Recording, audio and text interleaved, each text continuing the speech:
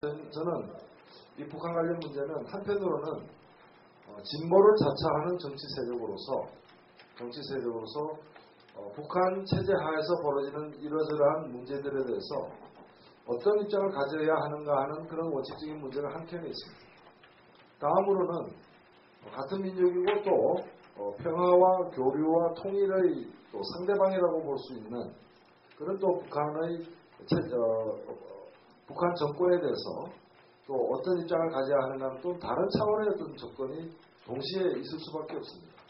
그리고 세 번째는 진보정당이 하나의 정당으로서 국민을 향해서 정치를 하고 또 집권을 향해 나아가는 집단으로서 북한에 대한 북한 문제와 관련해서 진보정당이 갖고 있는 우리 국민들의 오해, 모든 게 다 오해라고 보기는 어렵겠습니다만 오해를 포함한 여러 평가와 인식에 대해서 우리는 어떤 설명을 할 것이고 또 어떤 입장을 보여드릴 것인지 하는 그런 우리 국민들을 이제 염두에 둔 태도의 표명도 있을 수 있습니다.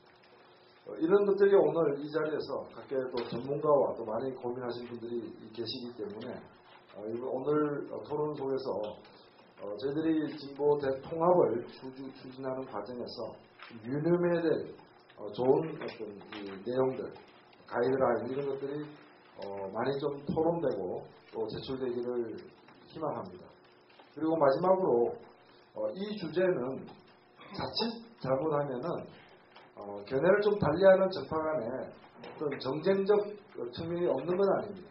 그러나 저는 그런 측면이 부각될 때 그래서 오히려 정파적 갈등의 어떤 기싸움의 어떤 화두로서 전락하게 될 때 오히려 이 문제를 가지고서 우리가 지금 당면하고 있는 그런 상황을 염두에 둔다면은 그런 상황을 좀 많이 피해야 되지 않겠는가. 오히려 우리가 과거를 뛰어넘는 좀 과거의 관행을 극복하는 새로운 진보정당, 우리가 대변하고자 하는 그런 개혁 개혁에 더 다가서고자 하는 그런 우리의 어떤 결의에 바탕해서 이 북한 문제와 관련해서도 정말 세상을 변화시키고자 하는 책임 있는 대중정당으로서 또 진보정당으로서 이 문제에 대한 정말 당당하게 내세울 수 있는 우리의 입장을 어떻게 정리하는 게 필요한가 하는 그런 측면에서 접근하는 것이 더 필요하지 않느냐는 말씀을 보태고 싶습니다. 아무쪼록 늦은 시간이지만 오늘의 토론이 진보 대통합 또 새로운 진보정당 건설에서 주요한 정치적 쟁점을 앞으로 이 진보정당이 나아가는데 정말 피가 되고 살이 되는 그런 결론으로 좀 인도해 주기를 다시 한번 부탁드리면서 오늘 토론에 참석하신 여러 선생님들께 깊은 감사 인사를 올립니다. 고맙습니다.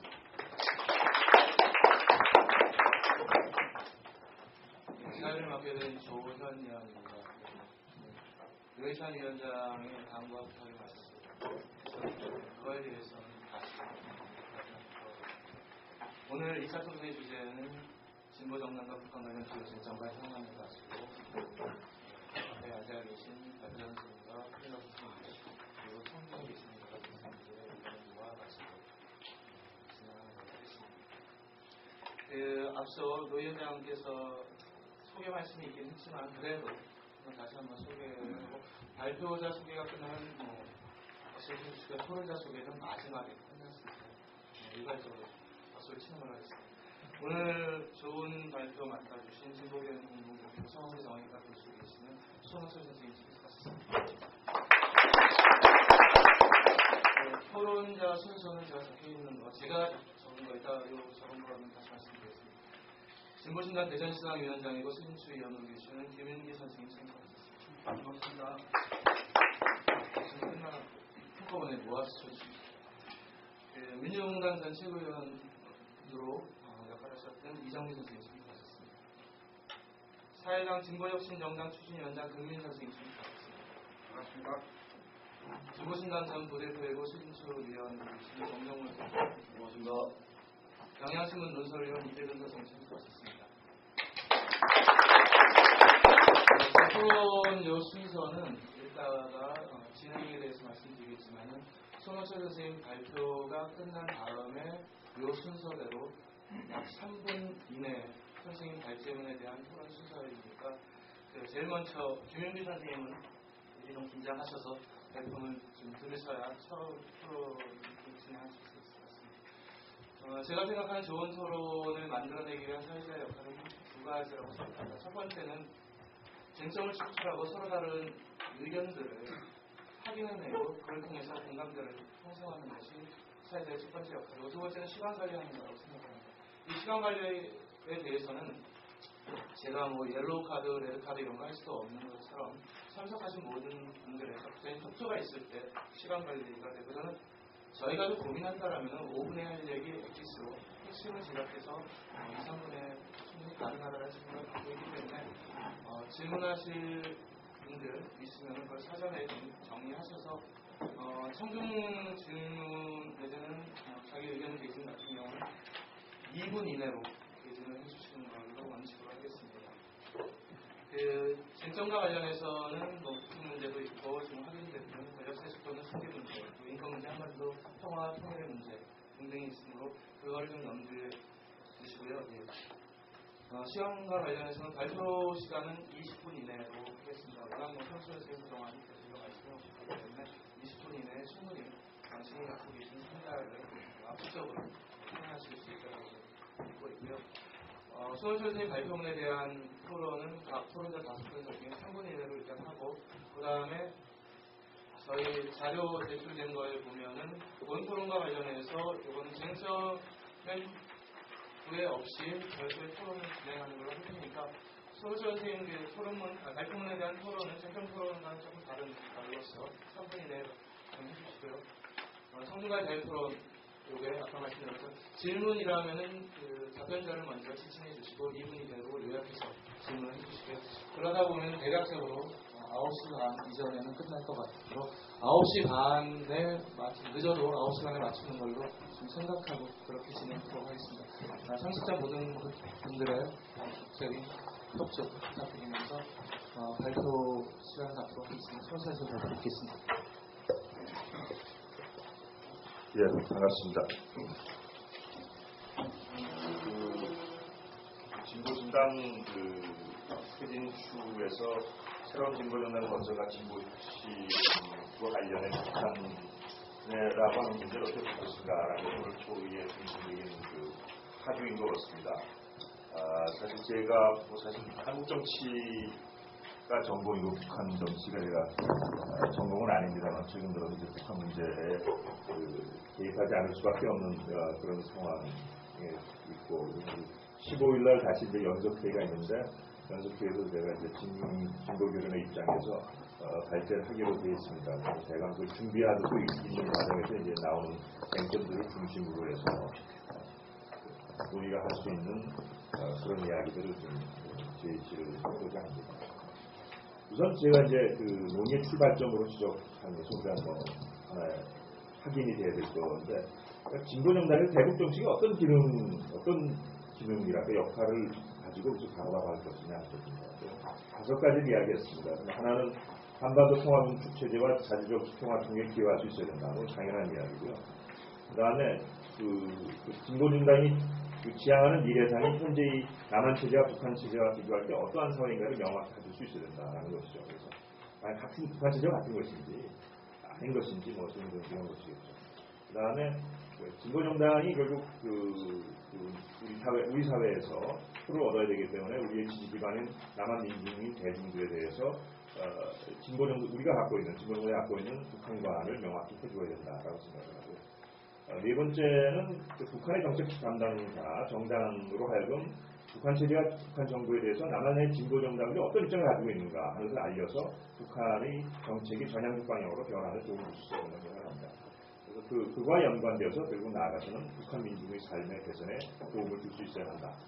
크게 5가지 정도의 어떤 큰 가이드라인을 가지고 우리가 우리의 정책들을 대북 정책들을 생각을 해야 된다는 생각입니다. 이제 현재 지금 우리가 논의되고 있는 연석회의에 굉장히 우회곡절 끝에 5월 6일날 이제 3차 합의문이 나왔는데요. 현재 논의로. 그래서 보게 되면 일단은 이제 통화 문제를 중심으로 일정한 어떤 합의를 얻어냈습니다. 그래서 그것은 결국 진보정당은 북한 당국을 한반도 평화와 자주적인 통화 통일의 상대방으로 인정하되 남과 북 모두로부터 자주적인 입장을 견지한다. 그래서 이 통화와 그다음 자주적인 통화 통일에 기여하는 정책을 남북이든 어디든 지원하고 그다음에 그것을 거스르는 정책에 대해서는 양쪽 다 비판한다라고 하는 그 큰 틀을 이제 하기로 한 것이고요. 다만 이제 북한 문제 관련해서는 핵 개발과 권력 승계 등 여러 쟁점이 되는 나머지 부분에 대해서는 아직 합의가 되지 않았기 때문에 결국 쟁점을 해소해서 6월 말까지, 하여간 5월 말까지 최종 합의를 만든다라고 하는, 그래서 사실상 시간을 벌어놓은 그런 상황입니다. 그래서 그 문제와 관련해서 이제 저 생각을 이야기하겠습니다. 제가 이제 진보교련의 입장을 중심으로 말씀드리겠습니다. 사실 진보교련의 입장이 저와 이제 김세윤 선생님 두 사람이 이제 논의를 하고 논쟁을 또 여러 회원들의 논쟁을 거쳐서 도출되었던 어떤 기본적인 북한 문제에 대한 입장이기 때문에 이것이 제 논의의 출발점이 될 수 있을 거라고 생각을 합니다. 첫 번째 가에 대해서는 별로 다시 또 이야기할 필요성이 없는 것이고요. 나의 경우도 지금 최근 연석회의에서 합의한 내용이 나의 내용의 핵심적인 내용이라고 볼 수 있습니다. 그래서 결국 한반도 긴장을 고조시키고 자주적인 평화 통일을 해치는 정책일 경우에 남한이든 북한이든 본격적으로 비판한다. 이런 것이죠. 그리고 천안함 문제나 연평도 문제 등등 어떤 팩트에 대해서 논쟁이 가능하겠죠. 근데 만일 어떤 팩트에 대해서 합의를 한다면 그것은 어떤 거기에 책임이 있는 측에 대해서 비판할 수 있다는 것이라고 보십니다. 문제는 이제 다의 문제이라고 생각을 합니다. 그래서 결국 북한 체제와 관련되어 있는 문제인데 결국 저희와 이제 여러 논의를 고민을 하다가 다음과 같이 이제 정했습니다. 북한 체제를 인정하고 대북화의 협력 정책을 추구해 나갈지라도 세습 등 북한 체제의 문제점에 대해서 침묵하지 않으며 북한의 민주화와 인권 신장에 실질적으로 기여할 수 있는 방안들을 적극 추진한다. 그 문제에 대해서는 왜 그렇게 했는가는 이제 좀 이따 다시 말씀을 드리겠습니다. 그래서 이제 이 문제가 굉장히 논의 속에서 많이 이제 논쟁이 돼서 변형된 형태로 이제 수정되어서 논의되고 있는 부분들은 남북 간의 상호 교류와 협력 관계의 확대 발전을 위해 노력하는 동시에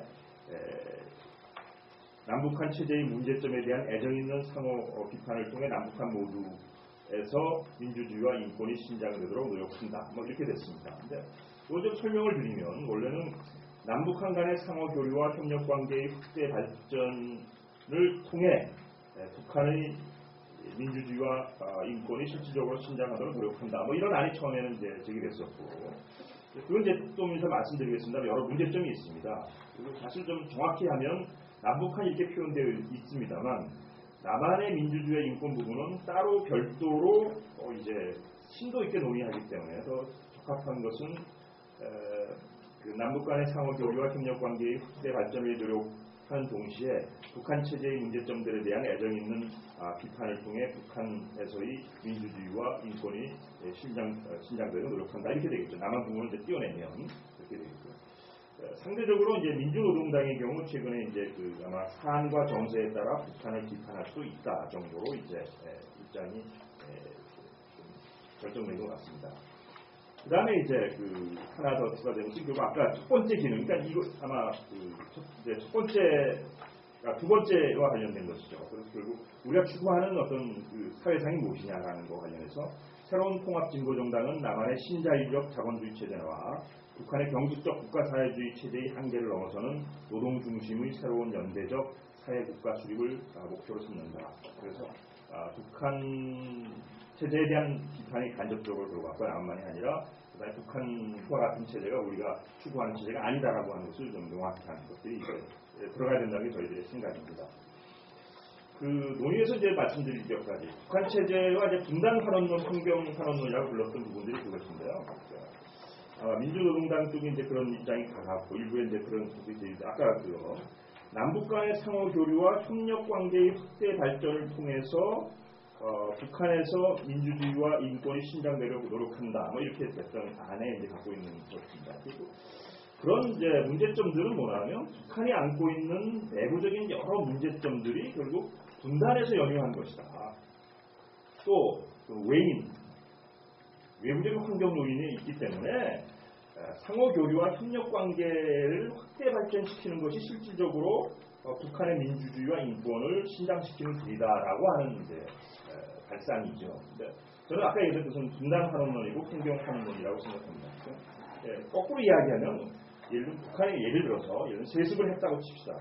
그러면 이거는 결국 분단과 외인적인 환경 때문에 북한이 세습을 할 수밖에 없었다고 이해를 해주고, 따라서 세습에 대해서 우리가 취할 수 있는 행동은 남북한 간의 상호교류와 협력 관계를 더욱 발전시키려야 된다. 그것이 우리가 할 수 있는 유일한 선택이에요. 그러니까 희화가 된 상황이 이르게 되는 거죠. 북한이 굉장히 나쁜 어떤 반인권적인 정책을 키우필수록 이건 분단과 미국 때문이기 때문에 더욱더 우리가 그 조건들을 완화시켜줘야 된다라는 식의 희화화된 환경에서, 물론 분단과 이런 고립된 어떤 조건, 외인이나 환경이 북한 체제의 여러 문제점들의 중요한 원인인 것은 사실이고, 그런 의미에서 그것을 완화시켜주는 그런 노력들이 필요한 것은 사실이지만 그것만으로 되지 않는다. 그래서 양날의 움직임이 필요해서 그런 어떤 외부적인 환경에 대한 어떤 개혁의 움직임과 아까 얘기한 대로 북한 체제의 문제점에 대한 애정 있는 비판을 통해서 그것을 볼 수 있는 방향으로 나아가야 된다고 생각합니다. 남북한의 특수관계론인데요. 결국 이것이 내정간선론 뭐 이렇게 등등 흔히들 이야기하는 부분들이 있는데, 사실 그 91년 남북한 기본 합의서 정문에 보게 되면 남북한의 관계는 어떤 그 통일을 지향하는 과정에서의 잠정적인 형성된 특수관계라고 이야기하고, 뿐만 아니라 80년 10월 조선노동당 6차 대회에서 된 고려민주연방공화국 창설 방안 같은 관계에 보면 북한이 남북한 간의 어떤 전제 조건으로 김대중 등 민주, 인사, 국방과 방공법, 국가보험 폐지 등 남한의 어떤 그 전제 조건을 내걸고, 이것도 내정 간섭이냐? 쉽게 얘기해서 MB가 갑자기 남한에서 갑자기 모든 헌정 질서를 중단시키고 아들에게 세습하겠다 이렇게 했다. 북한이 그걸 비판하지 말아야 되는 거냐? 그래 다르다는 거죠. 또 광주 학살 북한이 비판하면 안 되나? 그건 저는 다른 문제라고 생각합니다. 그래서 이것은 그 남북한 간의 어떤 수원 관계에서 다뤄봐야 되는 문제이고, 이것을 그 상호 소위 내정 불간섭의 원리로 이야기할 수 있는 문제는 아니다라고 보여집니다. 그리고 이것은 뭐 또 더군다나 우리가 집권 세력으로 얘기하는 게 아니라 진보 정당의 어떤 흐름이기 때문에. 다음 세 번째 이제 보수적인 반북 세력과의 관계인데, 결국 저는 가장 지금 사실 우려되는 상황이, 정말 우리 진보 세력이 가장 빌어야 될 것은 사실 우리 김정일 국방위원장의 건강이라고 생각을 합니다. 가장 끔찍한 상황은 내년 총선 대선 국면에서 정말 어떤 북한의 최고 지도자의 건강에 이상이 생겨서 세습이 실질적으로 일어났다. 그럼 저는 뭐 총선 대선은 물 건너가는 거라고 생각합니다.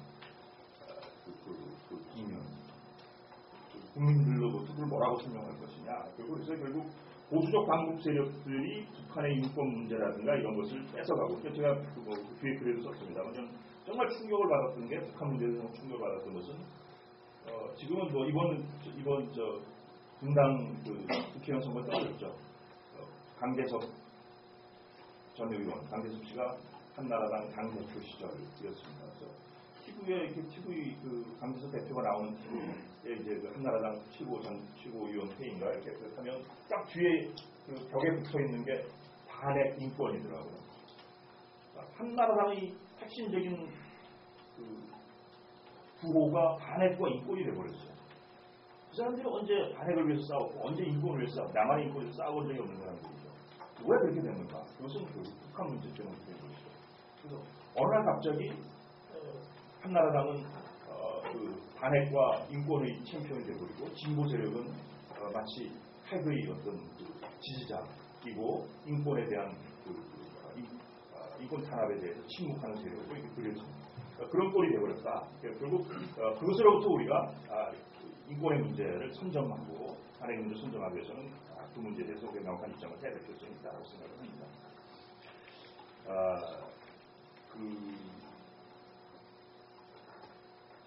마지막 근데 이제 약간 진보신당에서 고민해야 될 것은 하여간 최대 강령의 최소 연합, 저는 뭐 최소 강령의 최대 연합을 넘어서 최적 강령의 최적 연합을 이야기했는데 뭘 할 거냐? 북한 문제가 중요한 권리도 될 수 있겠죠. 우리가 할 수 있는 최적 연합 속에서의 최적 강령 속에서의 서로 합의할 수 있는 무언가를 해야 돼. 그런데 어느 수준인지 모르겠습니다. 그건 이제 논의를 거쳐서 당의 정치, 양당의 정치에 의해서 이야기되고 사실은 제가 북한 문제가 한참 시끄러울 때 정말 민주노동당의 핵심적인 그런 세력들하고도 제가 불러서 저희 서강대에서 비공개로 몇 시간을 심도 있게 토론을 했습니다. 우리가 토론을 했는데 합의할 수 있는 부분들은 다 찾아내자 이렇게 했었는데 결국 어느 선을 하고 이건 그거 아니면 명포겠다라는 걸 했을 때 농담으로 얘기하면 우리가 새로운 진보정당 만들어 당 3개 만들려고 하는 거 3개 생기는 거 아니냐. 양당은 통합받기를 하러 나가고 양당에 있는 예를 들면 독자파들은 따로 하고 당연히 3개 되겠죠. 이렇게 되는 거 아니냐는 농담을 했습니다만 결국 새로운 정의당을 할 거냐. 새로운 정의당을 할 거냐. 라는 고민들이 있어야 되는 게 아닌가 하는 생각을 합니다. 어쨌든 북한의 문제라는 게 이 문제들에 대해서 우리가 고민을 해야 되고 그렇지만 이거 문제만으로도 이제 되는 게 아니라 세 가지 쟁점, 패권주의 문제, 그다음에 총선 대선의 문제들이 있습니다만 중요한 권리들이 되는 부분들이고 이 문제에 대해서 얼마만큼 서로 타협할 수 있는 그러한 어떤 지점들에 의해서 이제 이루어질 수밖에 없는 그런 것들이 고민들이 있어요. 굉장히. 제가 사실은 이제 그날 연속회에 가서도 이야기를 했습니다만 현실적인 사실 힘의 관계 자체가 민주노동당이 훨씬 더 강한 것이 사실이기 때문에 그 부분에 있어서는 상당히 민주노동당이 전향적으로 많은 부분 양보해야 된다고 저는 생각해요.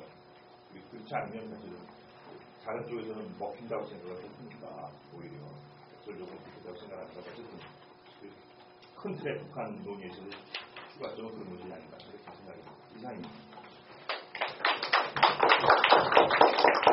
정호철 선생님 17분 정도 쓰신 것 같습니다. 저희가 20분을 주문, 원래 15분으로 지금 자료에는 되어 있지만 한 20분 정도로 하면 시간이 맞을 것 같아서 시간 내용을 떠나서 시간 잘 지켜주신 것에 대해서 사회자로서 감사의 말씀드리고요. 김인규 선생님 3분 이내 전반적인 어떤 인상 이런 거에 대해서 좀 간략하게 말씀해 주십시오.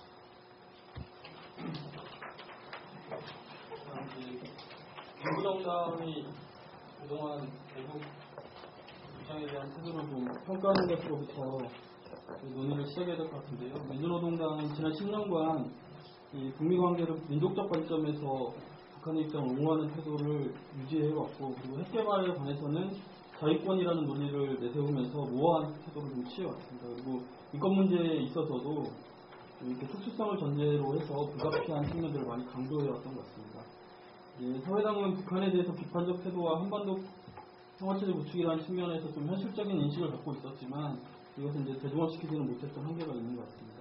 이러한 이제 북한에 대한 태도가 진보정당에 미친 영향들을 좀 살펴보면 첫 번째는 북핵 개발과 상대 세계 문제 등에 대해서 이제 북한 사회의 특수성을 지나치게 좀 용인함으로써 진보정당이 지녀야 할 보편적 민주주의나 기본적 인권, 생태주의, 평화주의 등의 원칙을 훼손한 측면이 있다. 그리고 북한과의 관계를 지나치게 좀 민족적 관점으로 특화시키면서 민족주의가 내포하고 있는 타민족이나 소수자에 대한 이 배타성의 위험에 좀 노출되었던 측면을 볼 수 있을 것 같고요.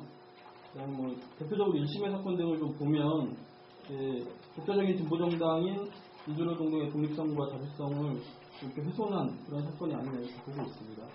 그래서 이 대북 입장, 동북주의의 문제는 한반도 평화나 이런 일개 정책의 문제가 아니라 진보정당 운동의 총체성을 위협하는 수준이고, 따라서 동북주의 문제는 진보정치의 중요한 혁신의 의제라고 이렇게 할 수 있겠습니다. 그런 상황에서 진보정당이 분화되고 이런 과정을 거치게 되는데요. 그럼에도 불구하고 그 이후에 나오는 과정들을 좀 보면 부교 권력 구조에 대해서 말하지 않은 일관성을 지키는 것이라는 3대 세습에 대한 발언이나 이 종북주의 문제를 종북소동이라고 폄하하는 이런 입장들, 그다음에 연습회 회의단에서 3대 세습은 조중동이나 이야기할 법한 이야기라고 하는 등의 이 북한 문제와 관련해서 여전히 이제 변하지 않는 태도는 대단히 유감스럽다는 생각이 있고요. 그러니까 제가 3대 세습에 대해서 계속 이렇게 강조하고 북한 문제에 대해서 이야기하는 것은 앞서도 좀 평가를 했지만 진보정당이 지난 10년간 북한에 대한 왜곡과 편향된 태도를 보이는 것에 대해서 연석회의가 지금 이제 새로운 진보정당 분석하는 과정에서 분명히 성찰하고 반성을 하는 것이 중요하다고 보고 있기 때문입니다. 그리고 새로운 진보정당이 그러면 어떤 대북관을 좀 가져야 되냐라고 했을 때 첫 번째는 남북이 서로의 국가적 실체를 인정하고 존중하도록 양 정부 당국에 요구하고 국제도적 개선을 위해서 노력해야 된다고 봅니다. 그리고 보편적인 인권과 민주주의적 관점, 그리고 한반도 평화체제의 구축의 한 당사자라는 측면에서 북한을 좀 남과 북을 상호 존중하고 존중해야 되는 태도가 있다고 보고요. 그 다음에 이제 연석회의 대표자 합의문에 보면 우리나라의 이 번역운동을 비판적으로 계승한다고 되어 있는데 이런 관점에서 봤을 때 북한의 역할에 대한 비판적 검토가 필요하다고 보고 있습니다. 어쨌든 이제 한국의 진보정당은 이 발언과 입장은 1차적으로 한국의 국민을 청자나 독자로 하고 있다고 생각합니다. 그래서 우리 사회가 그동안 형성해온 상식과 보편의 관점에서 접근해야 될 텐데요. 이것은 북한의 실체는 인정하지만 경직된 국가사회주의 경제체제와 권력세습, 독재체제, 인권 억압 등에 대해서는 좀 비판적인 관점을 갖는 것이라고 보고요. 진보정당이 한국 정부와 사회를 비판하는 원칙과 기조를 북한에도 똑같은 잣대로 일관성을 유지하는 것이 중요하다고 보고 있습니다. 지나친 특수성이나 상대주의는 본질을 왜곡하고 나아가서는 비판 자체를 차단하는 효과를 발생하기도 해서 굉장히 위험하다고 생각을 하고요. 그다음에 일각에서 제기되고 있는 북한에 대한 발언이 북한 상황에 대해서 직접적이고 물리적인 개입을 의미하는 것이 아니냐라고 하는 것에 대해서는 한국 진보정당의 발언은 북한 정부에 그대로 전달되고 북한 정부가 자체적인 판단을 통해서 개선하기를 요구하는 것이지 직접적이거나 물리적인 개입을 요구하는 것은 아니다라고 하는 점에 대해서는 밝혀보도록 하겠습니다. 이상 말씀드리겠습니다. 조영기 선생님 1분은 30초 더 쓰신 것 같습니다. 다음번에는 조금 시간에 대해서 좀 지켜주시기 바랍니다. 두 번째, 제가 토론 내용에 대해서는 일단 특별히 정리하지 않겠습니다. 다 알고 계시기 때문에 이정미 선생님 토론 듣도록 하겠습니다. 아시는 분은 아시겠지만 제가 2004년, 2005년도에 당에서 최고위원을 할 때 자주평화통일위원장이었었거든요. 근데 그 당시에 사실 당 내부에 이런 여러 가지 한반도 문제와 관련된 자주와 통일에 관련된 토론회가 참 많이 있었어요. 근데 그 토론회에는 항상 오시는 분만 오셨습니다. 근데 곰곰이 이렇게 되짚어 생각을 해보면 우리 당 창당 초기에 굉장히 다양한 사회를 어떤 방식으로 바꾸는 것이 가장 올바른 길인가에 대한 굉장히 다양한 견해를 가지신 분이 한 정당 안에 모이지 않았습니까? 그래서 당명을 정할 때부터 정말 몇 개의 당명을 놓고 표결을 했던 그런 과정이 있었던 걸 기억을 하는데 결과적으로 그런 그러니까 다양한 세력 중에 큰 두 가지의 갈래가 이제 우리 당에 나아갈 길을 자주와 평등이라고 하는 이런 기치로 이렇게 정리가 됐던 것 같아요. 근데 일정하게 이 당 안에 그런 세력들이 이 자주와 평화 통일에 관한 문제는 이쪽이 좀 전담하는 거, 그리고 평등에 관련된 일은 좀 이쪽이 전담하는 것, 이렇게 서로 암묵적으로 합의된 역할 분담론 같은 게 저는 있었다고 보여지거든요. 그래서 오히려 그런 문제들이 더 심도 깊게 우리가 지금 자주와 평등이라고 하는 이 가치를 진보정당이 어떻게 실현해 나가야 될 것인가, 너는 조금 다른 생각을 갖고 있다면 어떻게 더 많이 토론을 해서 그것의 합의점을 만들어 갈 것인가, 이런 논의를 정말 충분히 하지 못했던 과정이 저는 지난 2004년부터 2008년도에 이르기까지 굉장히 많이 반성이 되는 부분이었고요. 또 하나 말씀드리고 싶은 것은 이제 그 김기 선생님이 말씀하셨던 종북주의에 대한 얘기를 좀 짚고 넘어갔으면 좋겠습니다. 그러니까 종북주의라는 것은 그런 거잖아요. 북의 체제와 이념과 사상을 추종한다라는 뜻이에요. 근데 저는 저 스스로 한 번도 우리가 지향해야 될 어떤 사회, 미래의 상이라고 하는 것이 현재 진행되고 있는 북한의 사회주의 모델이라고 생각해 본 적이 없습니다.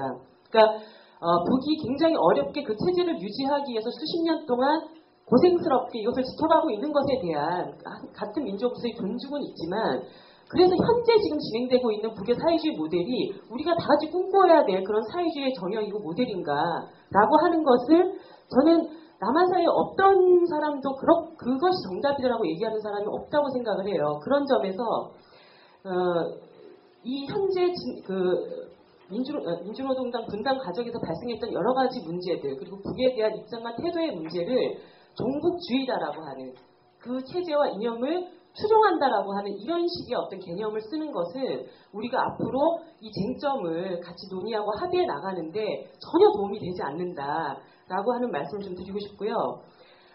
그런 점에서 그 선생님 발제문에 이제 지향하는 미래상이 현재 남한 체제와 북한 체제를 비교할 때 어떤 사회인가 라고 하는 이 개념도 좀 적절치 않다고 보여집니다. 그러니까 지금 두 가지 체제가 예를 들어서 남한의 이 신자유주의 체제가 뭐 대한 모델인지 여기에서부터 뭔가 우리가 새로 만들어가야 될 사회상의 모티브를 잡아 나갈 수 있는 것인지 또 국사회가 그럴 수 있는 것인지에 대해서 어느 누구도 거기에서 뭔가 출발할 수 있는 대안의 미래의 상이 있다라고 생각하지 않기 때문에 좀 이런 표현은 적절치 않다라는 느낌이 좀 들었고요. 그런 측면에서 이제 진보교연 입장에 나번에 나와 있는 새로운 통합 진보 정당은 남한의 신자유주의적 자본주의 체제와 북한의 경직된 국가 사회주의 체제의 한계를 넘어라고 하는 측면에 있어서도 왜 우리가 우리의 새로운 미래상을 만들어 가는데 북의 그러면은 사회주의를 지향하는 정당이 사회주의를 지금 진행하고 있는 수많은 나라들이 있지 않습니까? 그런 사회주의의 어떤 모델들에 대해서 다 평가하지 않고 특수하게 북한의 어떤 국가 사회주의 체제만 꼭 집어가지고 이런 체제는 지향해야 된다 이렇게 얘기할 필요는 없다. 저는 지금 전 세계적으로 사회주의를 진행하고 있는 나라들 중에서도 저것은 정말 완벽한 모델이야. 저 모델을 따라야 돼. 라고 하는 것을 합의해낼 수 있는 부분은 없다고 보거든요. 그러니까 그런 점에서도 우리가 만들어가야 될 어떤 미래상을 굳이 어디를 지정해서 그것이 극복되어져야 된다라고 하는 것으로 굳이 얘기할 필요가 있는가. 그러니까 거기에서 오히려 우리가 우리의 어떤 상상력이나 이런 것들을 오히려 제약하는 결과를 가져오지 않는가라는 그런 생각이 들었습니다. 그리고 몇 가지 쟁점과 관련해서는 이 얘기를 하면 얘기가 길어질 것 같아서 그러니까 맞습니다. 그러니까 모든 것이 분단이 원인이고 북미 관계의 문제이고 그렇기 때문에 북사회에 대해서는 모든 것이 다 이해되고 인정돼야 돼라고 얘기하는 것은 옳지 않다고 보지만 저는 이 북미 관계나 한반도 정세에 대한 정말 객관적 현실에 대한 이해는 우리가 분명히 읽어내야 된다. 그래서 정당은 국민들에게 어떻게 하면 평화롭게 살 수 있고 어떻게 하면 안전한 나라를 만들 수 있고 어떻게 하면 잘 살 수 있는 사회를 만들 수 있을 것이냐에 대한 답을 줘야 되잖아요. 근데 답을 만들려면 문제의 원인을 정확하게 알아야 되는 것입니다. 그러니까 어떤 일개 사회학자가 정말 이 사회는 보편주의적 시각으로 해석해야 돼 라고 얘기할 수도 있고 아니야 다원주의적으로 해석해야 돼 라고 하는 얘기를 할 수 있습니다. 그리고 그런 건 얼마든지 사회 속에서 논쟁이 될 수 있는 문제인데 정당은 해결책을 줘야 된다는 거죠. 그 해결책을 주기 위해서는 문제의 원인을 정확하게 짚어야 된다. 이 문제가 도대체 어디로부터 비롯되는 것이고 이 문제의 해답을 찾기 위해서는 1차적인 실타래를 어디서부터 풀어야 되는가에 대한 그런 객관적 현실에 대한 분명한 인식 이것이 정당 안에 있지 않고 아까 선생님께서 얘기하셨던 모든 것을 이렇게 보면 안 된다라고 하는 그런 일반론적인 얘기 가지고는 우리가 해결해야 될 과제를 풀기가 좀 어렵다라고 저는 생각을 하고 있습니다. 서우철 선생님 답변을 조금 준비를 일단은 답변 시간 한 5분 있다가 토론 선생님들 다 끝나면 한 5분 정도 드리겠습니다. 세 번째 토론자 금민 선생님.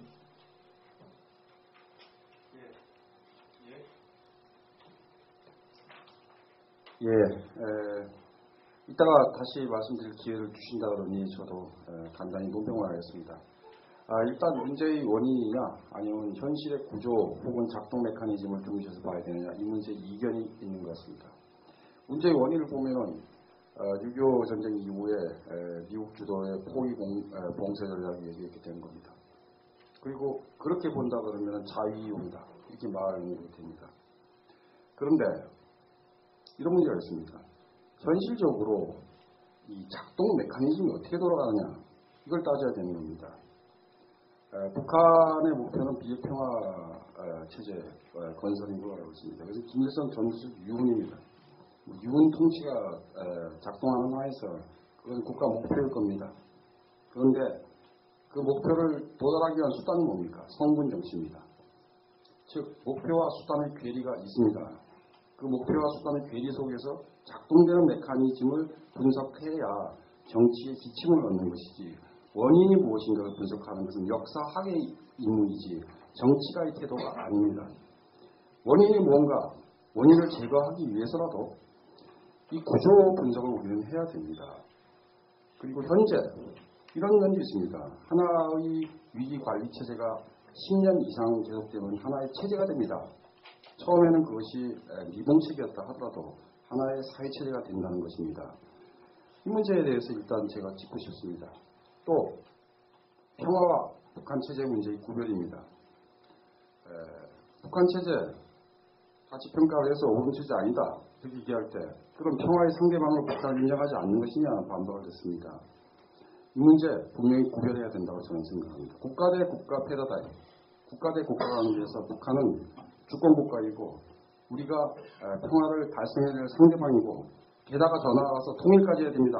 한국헌법에 따르자면 통일의 당사자이기도 하죠. 그렇다면 평화체제 건설에 있어서는 독립국가이고요. 통일을 한다는 면에서는 특수관계가 작동되는 그런 이중적인 성격을 가지고 있는 굉장히 중요한 국가입니다. 이 문제에서 평화를 달성하는 문제와 북한 체제에 대해서 우리가 평가하는 문제 이건 다르다고 봅니다. 유럽 과거에 소련이라는 동부 체제가 있을 때 유럽 공산당, 3인당 다 자유롭게 소련 공산당에 대해서 평가했습니다. 그럼에도 불구하고 대탕트는 그들이 제일 먼저 했습니다. 사르트르 효과 말씀 많이 하시는데 프랑스 공산당, 소련 공산당이 끝까지 충성하다가 유럽 코미니즘 중에서 가장 약체였습니다. 당시 이태리 공산당 마음대로 소련 반대하면서도 대탕트 주도했고 그리고 민중의 굉장히 큰 지지를 얻었습니다. 그리고 끝까지 동독까지 옹호했던 서독 공산당 0.4%, 1% 늘 그랬습니다. 즉 우리는 평화와 체제 문제 구별해서 봐야 되고 이것은 구별할 것인가 아니면은 선택할 것인가 결합할 것인가 이런 문제가 남아있으나 가장 현명한 정치적인 지혜는 구별이라고 봅니다.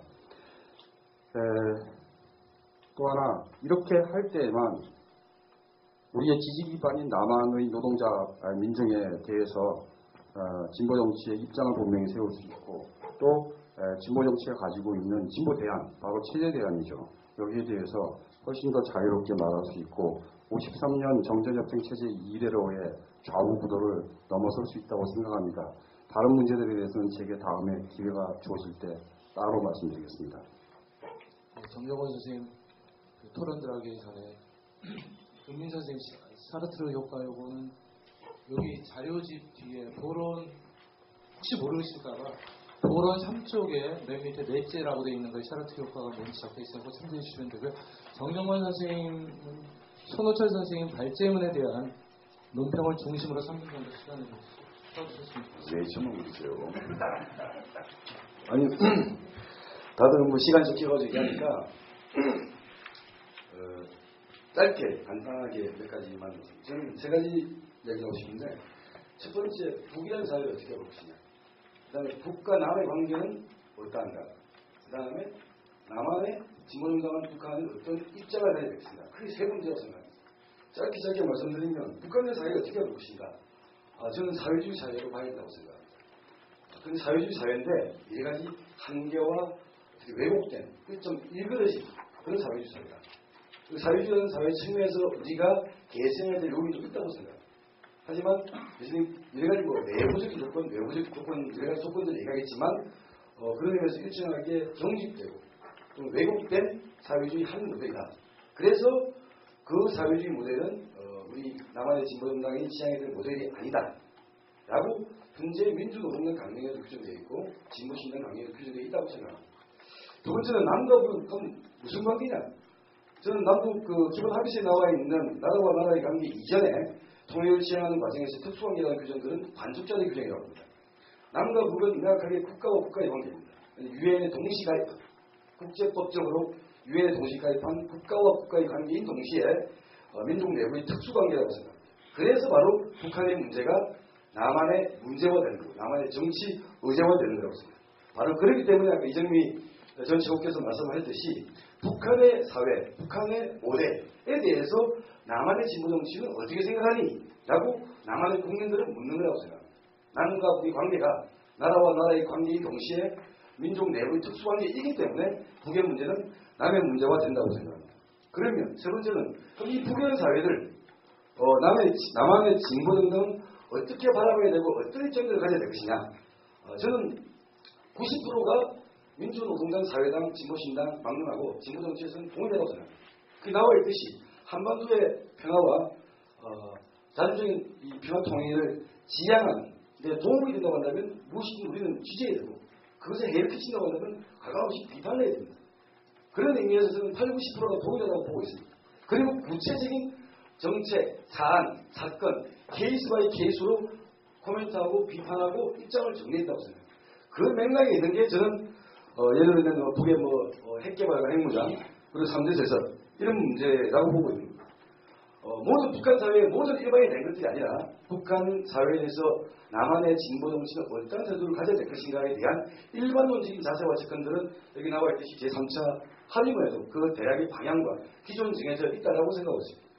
다만 그 중에서 북한에서 벌어졌던 여러 가지 내부적인 행위이기도 하고 남과 북의 어떤 민족적 문제이기도 하고 또는 동아시아 국제적 이슈이기도 한 이 몇 가지 지점, 의제, 쟁점들에 대한 태도를 정립하는 문제는 내정 가족도 아니고 비켜나갈 수도 아닌 문제라고 생각이 들고 바로 그 지점에서 3대 세습이든 그건 권력 승계의 문제를 얘기하든 또는 북의 핵무장의 문제이든 육자회담을 둘러싼 북의 입장의 문제이든 이런 문제에 대한 논쟁이 생기는 것이고 토론이 제기될 수밖에 없다고 생각하고 있습니다.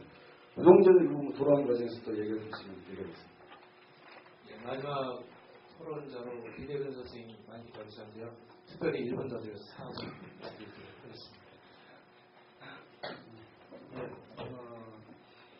가장 중요한 게 이제 결국 이제 북한 문제 인식인 것 같습니다. 지금 북한 문제를 어떻게 바라보느냐에 따라서 진보니 보수니 이런 구분을 하는 그런 구분선이 다시 넓혀지고 있습니다. 저는 민족 합의가 이루어졌다고 볼까요? 북한 체제의 성격에 대해서는 합의가 좀 이루어진 것이고 지금 완전 진보 보수의 그 북한 문제에 대한 차이라고 한다면 지금 그 북한 체제가 갖고 있는 그 문제를 어떻게 해결할 것이냐 접근법, 방법론에 있어서의 그 차이라고 생각합니다. 그것도 방법론에 따라서 굉장히 큰 그 스펙트럼이 있고 거기다가 대북 정책이 서로 대립됐지만 압박을 중심으로 압박과 제재를 중심으로 북한을 변화시키느냐 대화와 협력 그리고 필요에 따라서 북한이 어떤 도발이나 문제가 있었을 때 제재를 강화돼 제재가 중심이 아닌 결국 남북 관계의 그 대화 협력을 통해서 북한을 어떻게 좀 더 남북이 수용할 수 있는 제도로 변화시키느냐 지금 우리의 고민은 사실은 그것이 되어야 되고 그 문제를 해결하기 위해서 해야 될 일이 너무나 많습니다. 그런데 그 이전의 문제로 지금 이렇게 논쟁이 시작된다는 게 굉장히 답답한 문제입니다. 북한 체제를 어떻게 인식하느냐라고 이미 시민들, 국민들은 다 알고 있는 문제를 지금 그걸 다시 처음부터 다시 논의해야 된다는 게 이게 지금 우리가 진보 정당이 갖고 있는 한계를 그대로 보여주는 게 아닌가 그런 생각이 듭니다. 우선 북한 체제의 성격부터 좀 우리가 공감을 한다면 문제는 쉽게 풀 수 있을 것 같습니다. 이정미 노조님이 북한 체제의 문제, 북한 체제가 갖고 있는 한계를 다 인식한다고 말씀하셨는데 그랬다면 상당히 다행이고 문제는 방법론인데 지금 진보 정당 간의 논쟁이 강공 차원은 아닌 것 같습니다. 그렇게 말씀하시는데도 불구하고 역시 본질적인 북한 체제 성격에 대한 이해의 차이가 있는 것 같습니다. 북한은 지금 주체 사상에 의한 이데올로기가 통치되는 사회도 아니고 사회주의 이념에 의해서 지배되는 사회도 아닙니다. 북한의 국가 사회주의라고도 볼 수가 없고요. 물론 이제 북한 체제가 성립됐을 때는 그런 그 새로운 사회에 대한 전망을 하나의 이데올로기로 체계화했지만 그건 지금 형해화돼 있고 그건 허위 의식으로 남아 있습니다. 지금 남은 것은 지금 남아 있는 알맹이는 수령이라는 최고 지도자를 지키느냐 안 지키느냐밖에 안 남아 있습니다. 그래서 지키면 가치 있는 거고 지키지 못하면 가치 없는 거. 북한의 기준으로서는 수령 중심의 최고 지도부를 지킬 수 있는 건 뭐든지 가치 있는 것이고 그것에 해가 되고 그것에 위협이 되는 건 가치가 없는 것이고 그래서 그걸 지키기 위해서 모든 수단과 방법을 다 사용하는 것. 지키는 것은 곧 선이고 선을 위한 것은 다 정당화되는 겁니다. 북한 핵을 개발하고 북한 주민들이 굶주려 죽어도 개혁 개방을 하지 않고 100만 명, 2만 명이 굶어 죽어도 수령 중심의 체제, 지금 쉽게 말해서 김정일 정권을 유지하는 데 도움이 되느냐 안 되느냐가 우선입니다. 그러니까 권력이 어떤 가치와 제도, 이념이 설정이 되어 있고 그 이념을 실현하기 위해 국가 권력을 장악한 정권이 이념과 제도와 가치를 어떻게 거기에 맞춰서 실현하느냐라는 것이 아니라 지금 정권 유지가 우선이고 유지하기 위해 필요한 가치와 이데올로기는 거기에 맞게 끊임없이 바꾸어 나오고 만들어가고 있는 겁니다. 성분이라는 게 나오는 겁니다. 성분이 어떻게 이데올로기입니까? 혁명의 기준이 어떻게 군대가 되며 군대가 앞장서서 사실 군대를 동원하는 가장 큰 이유는 내부에서의 저항과 반란, 체제 저항 세력에 대해서 당의 명령이면은 무조건 총을 쏴서 100만 명이나 200만 명을 죽여서라도 정권을 유지할 수 있게 군대를 항상 정치 사상적으로 준비해 놓는 게 성군 체제인 것입니다. 그것은 말하자면 어떻게 보면 실용적인 이데올로기로 나갑니다. 앞뒤 순서가 지금 뒤바뀌어 있는 것입니다. 자, 이 체제의 성격을 우리가 이해한다면 이건 당연히 남한 사회의 미래 모델이 될 수도 없고 북한 사람들이 대안이 될 수도 없고 우리의 대안도 아니고 북한 사람들의 대안도 아니고 김정일 정권의 유지의 대안도 아니고 한반도 평화를 위한 대안도 아니라는 겁니다. 자, 이건 북한 체제는 이 현재와 미래의 이 생존 가능한지도 불명한 거고 이것이 누구에게 이익이 되는지에 대한 우리가 평가를 할 수 있다면은 이 북한 문제를 어떻게 해결할 것이냐를 두고 우리가 토론을 해야 된다고 생각을 합니다. 그런데 자, 이런 문제에 대해서 이미 다수가 합의하고 있는 문제에 대해서 묵비권을 행사하겠다라는 겁니다. 말을 할 수 없다.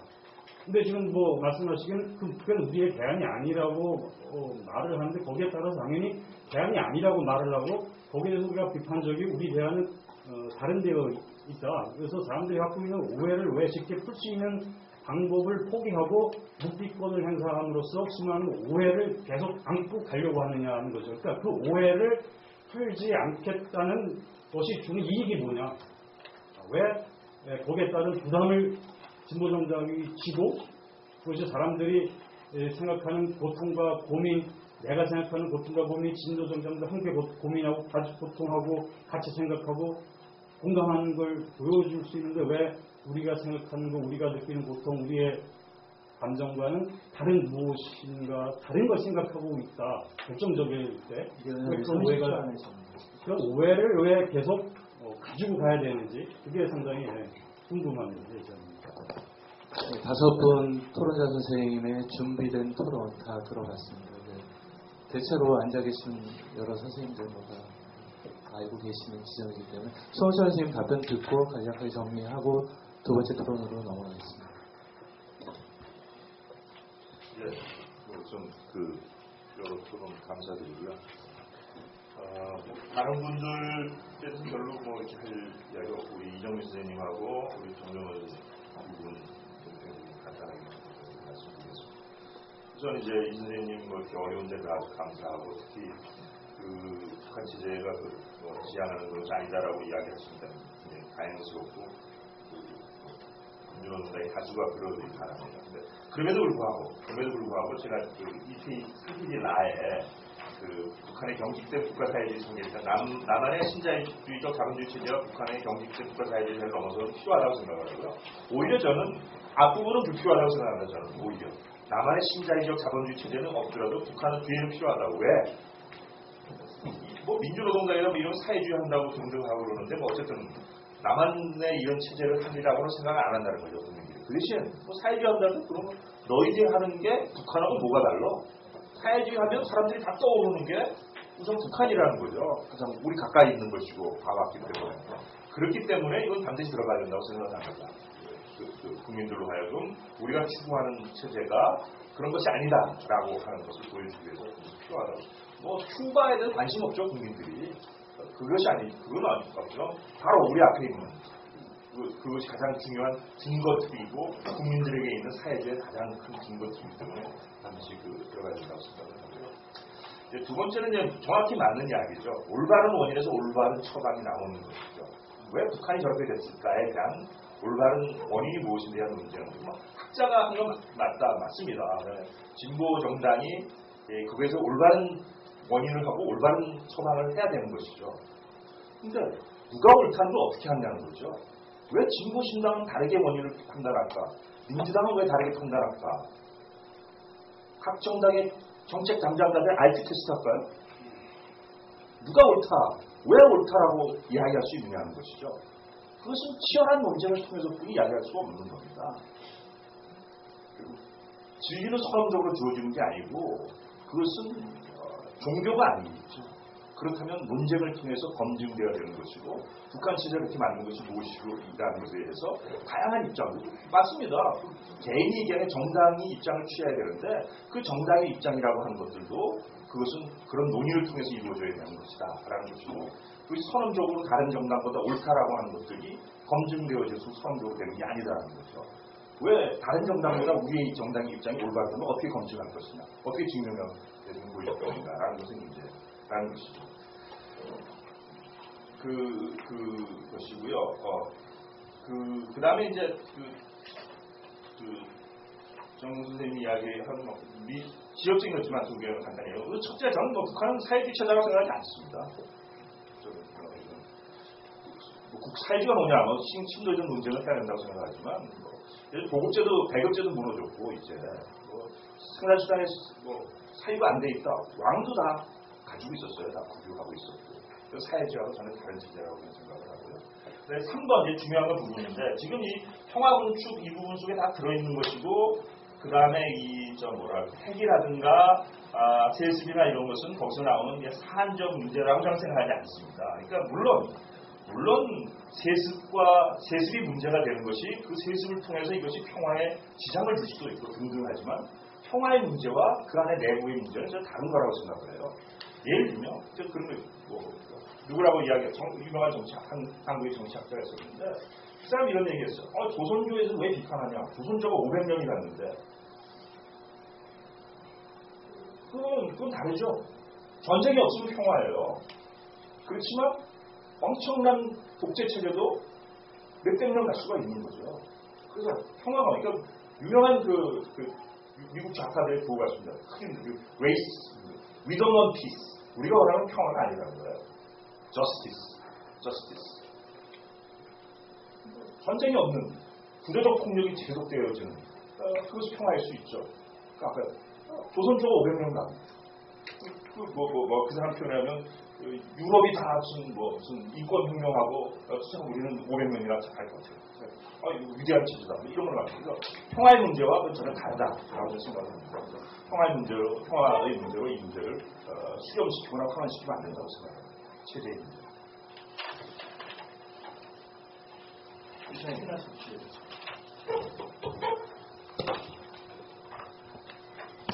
합의는 마지막 대체적인 오늘 이야기의 윤가 북한 사회, 북한 체제가 좋은 사회는 아닌 것 같다. 그에 따라서 우리가 지향해야 될 대한 사회도 아니다에 대해서는 어느 정도 얘기가 된 것 같아요. 저는 나만 얘기 안 했다고 해서 똑같은 말씀하지 않으셨으면 좋겠다. 선생님 말씀하신 데 대해서 그건 어떻게 되겠습니까? 1분씩 드릴 거예요. 두 분 지정. 문제 제시죠, 문제 제시. 먼저 하시고요. 간략하게 정리한 다음에. 아니, 그러니까 뭐 북한은 사회주의 아니라고 단언하시는데 아닐 수도 있다고 생각하는데 저는 우리 이대근 선생님의 그 코멘트에 대해서 저는 동의가 안 됩니다. 그래서 북한 사회를 뭐 그런 얘기하지 않습니까? 수령제 사회주의, 뭐 유격대형 사회주의, 뭐 항일 무장, 뭐 형국가 유형 이렇게 언급을 할 수 있습니다. 그런데 현실적으로 존재했던 70여 년 동안 존재했던 현재 지금 붕괴했지만 소비에트에 대해서 그 중간에서도 이 사회 체제, 이 소비에트의 사회 체제가 과연 사회주의인지 아닌지 를 가지고도 심각한 논쟁들이 저는 몇십 년 동안 진행됐다고 생각합니다. 사회주의다. 스탈린 그렇게 얘기하지 않습니까? 타락한 노동자 국가였다. 국가 자본주의다. 저는 이런 식의 어떤 사회 유형과 체제에 대한 분석들이 있어야 되는데 그런 것에 대한 어떤 이 과학적 논리 없이 난 사회주의 아니라고 생각한다. 또는 뭐 나는 거기는 그 사회는 뭐지 않습니까? 뭐 수령을 위해서 모든 것이 다 희생되는 사회다. 라고 얘기하는 것은 한 사회의 그 일면들을 언급할 수 있는 것이지만 그 사회 체제에 대한 과학적 분석이나 이런 문제는 아니라고 생각합니다. 그런 의미에서 저는 그 손철 선생님이 생각하시는 것에 대해서 다음에 기회가 되면 더 들을 수 있었으면 좋겠고요. 두 번째 손철 선생님이 뭐 핵이나 3대 세습 문제가 케이스 지금 사안이 아니다라고 하시는데 제가 말씀드렸던 것은 북한이라는 사회에 대한 남한 진보 정당의 입장은 무엇이냐, 어떻게 정립이 될 것이냐, 북한의 사회는 어떤 사회인가라는 것은 별도로 보고 북한에 대한 남한 진보 정당의 입장은 무엇이냐 라는 측면에서 여기 나와 있듯이 평화와 통일에 도움이 되는 정책을 수행한다면 북정권이 어떤 정권이든 남정권이 어떤 정권이든 지지할 수 있고 그것에 저해되고 그것을 파괴하는 정책과 사안이라고 한다면 그것을 비판해야 된다라는 입장 하에서 몇 가지 문제, 그런 문제에 대한 어떤 일반적인 공감대 있는 것 같고요. 그것과는 이제 별개로 대단히 중요한 의제, 사건, 정책으로서 북의 핵개발 정책 그리고 3대 세습이라고 하는 권력 승계의 문제 등등에 대해서 이제 우리는 토론을 해야 되고 논점이 끄어지고 있는 것 같다. 이런 것을 그 문제 또한 북한 사회와 무관한 문제인 양 생각하시고 지적하시라고 한다면 그건 제가 동의하기 힘들다는 말씀드리겠습니다.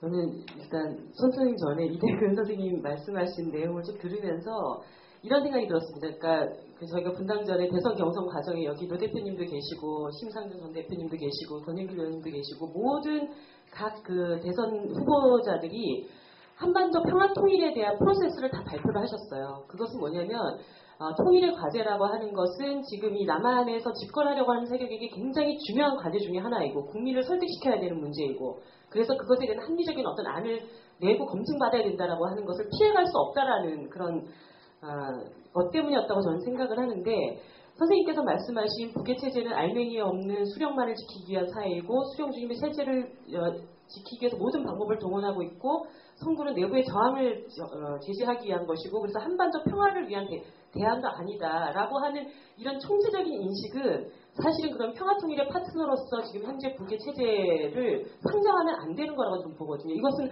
붕괴되어져야 되고 없어져야 될 권력입니다. 그 권력을 대상으로 우리가 그러한 어떤 평화통일에 대한 구상을 갖는다. 이거는 저는 상상하기 어려운 얘기라고 좀 생각이 들고요.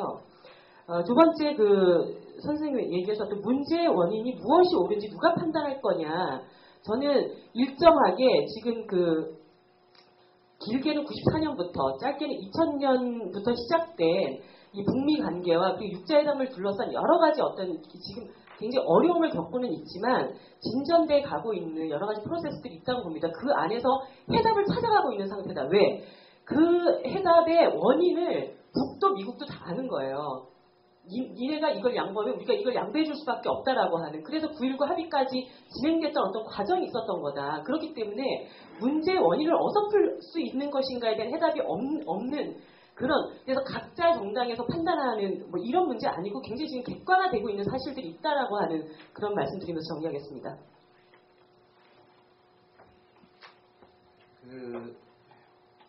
두 분께 별도의 토론 시간을 1분간 할애해드린 것은 수원 선생님께서 답변하시면서 두 분 거에 대한 토론을 하셨기 때문에 별도로 1분간 드렸습니다. 다시 정리하는 걸로 하겠습니다.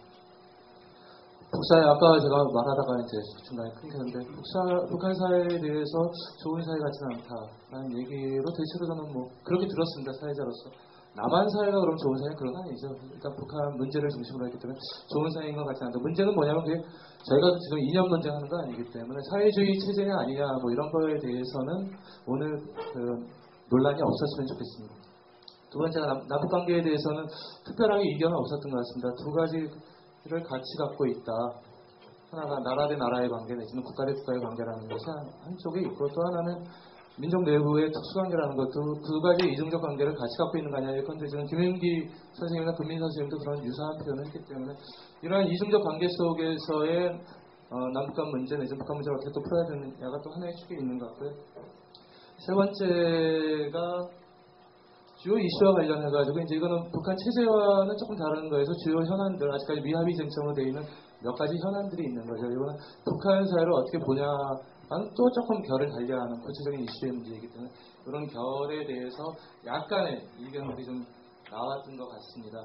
일단 한숨 돌리는 의미에서 한 분께 질의할 수 있는 시간 2분 이내로 그 시간을 잠깐 드린 다음에 주요 쟁점과 현안 토론으로 들어가도록 하겠습니다. 혹시 뭐 생각하고 오신 청중 아무도 안 계시면 그냥 예. 소속하고 성함 밝혀주시고 얘기해 주십시오. 진보신당에서 평화단장하고 있습니다.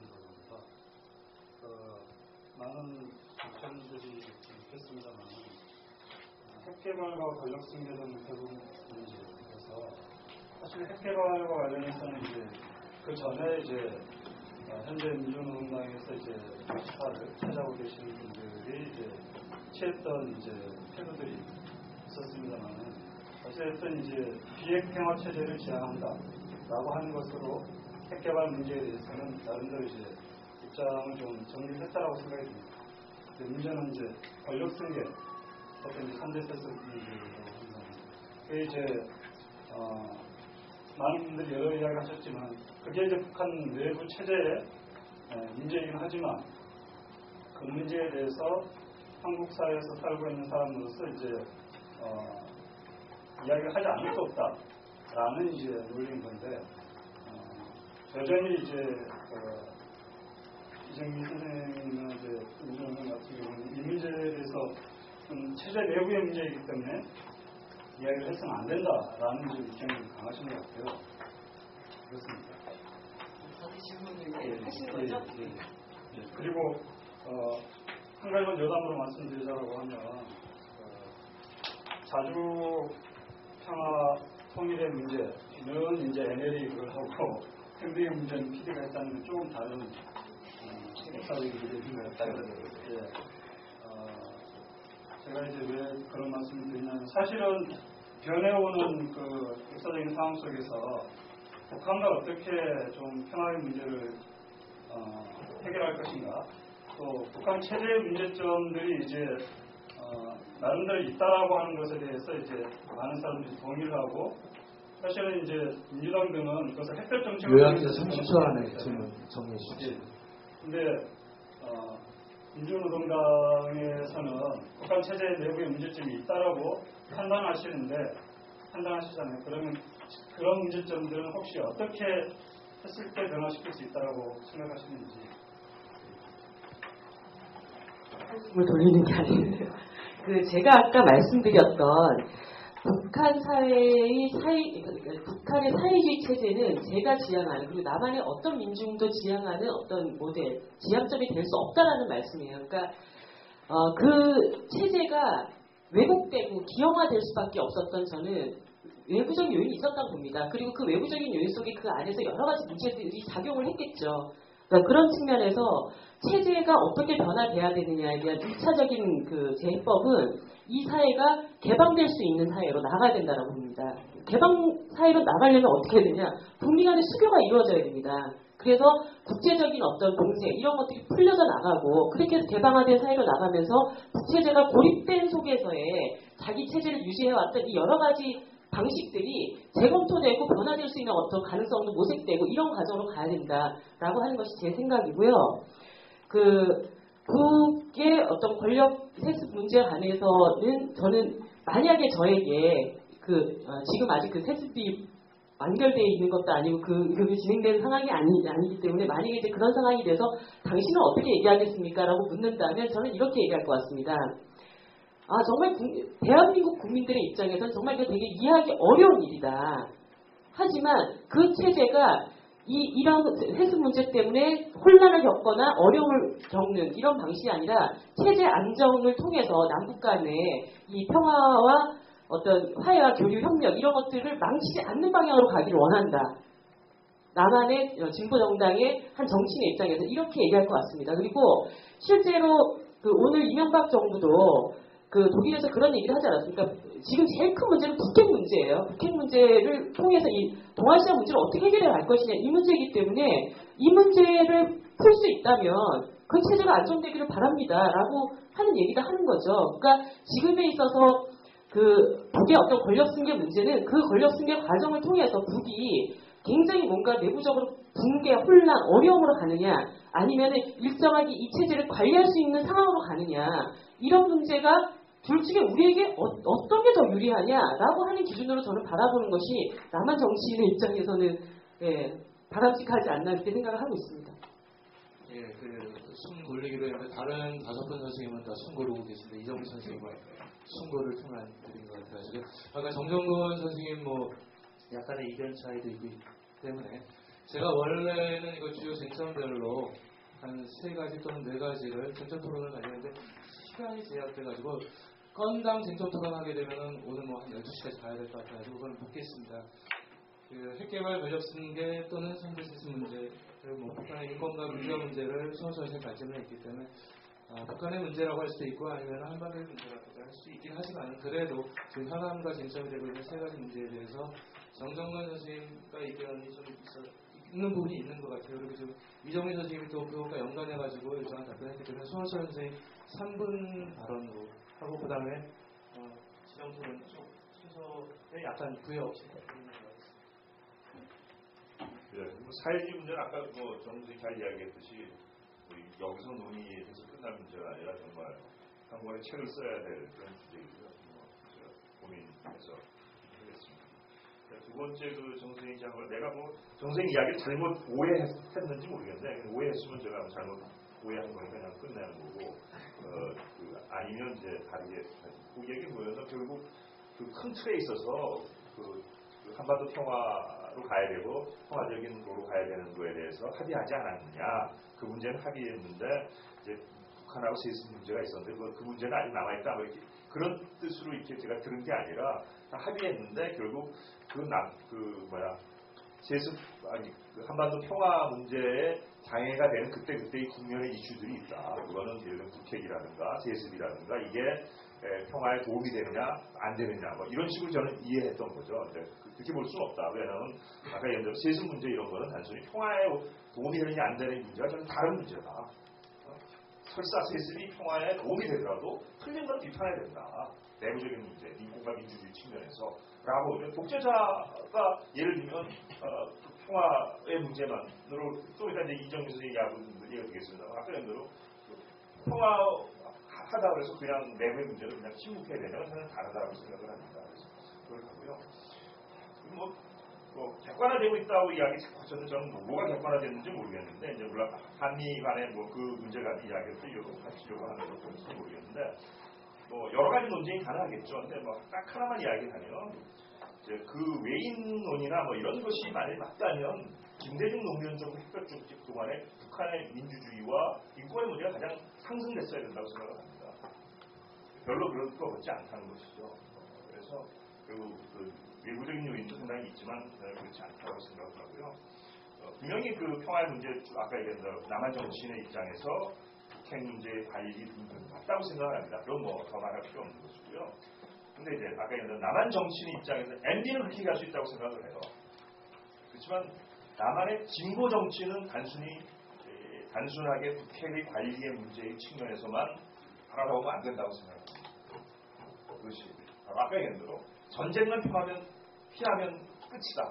아까 얘기한 대로 we want peace가 아니라는 거죠. peace만이 아니라 justice, 그 말대로 결국 물리적인 전쟁이 없는 상태의 평화만이 진정한 평화가 아니다라고 생각을 하고요. 물론 아까 다시 얘기하지만 그것이 다 연결되어 있겠죠. 연결되어 있듯이 결국 그 비정규직이 엄청난 구조적 폭력이듯이 꽃제비도 엄청난 구조화된 폭력이라는 것이죠. 그런 문제들. 그다음에 국민들의 최소한의 그 어떤 자유권 뽑을 수 있는 그런 권리까지도 박탈돼 당하는 그런 어떤 구조적인 억압에 대해서도 진보 진영이 침묵해서는 안 된다. 저는 딱 과연 30년 뒤에 북한의 민중들이 우리들에게 당신들 우리로서 뭘 해줬느냐라고 물을 때 우리는 뭐라고 대답할 것인가. 한국의 진보 진영들이 통일된 한국 사회에서 북한의 민중들이 과연 진보 정당의 지지층이 될 수 있을 것인가. 깊이 생각을 해봤던 것 같습니다.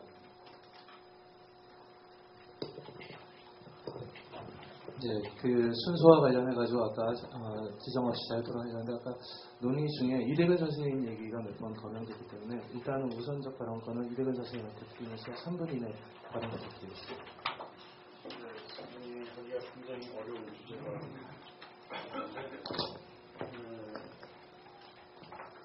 저기 수호철 교수님이 피해 가셨는데 사회주의가 뭐냐? 진짜 책 한 권도 모자라는 주제인데요. 사회주의 가치와 이상의 사회주의냐? 그거를 내걸고 현재 한때 집권했던 현실 사회주의가 사회주의냐? 우리가 전혀 보지 못했던 사회주의가 따로 사실 있었던 거냐? 굉장히 복잡한 문제인데 그걸 피하고요.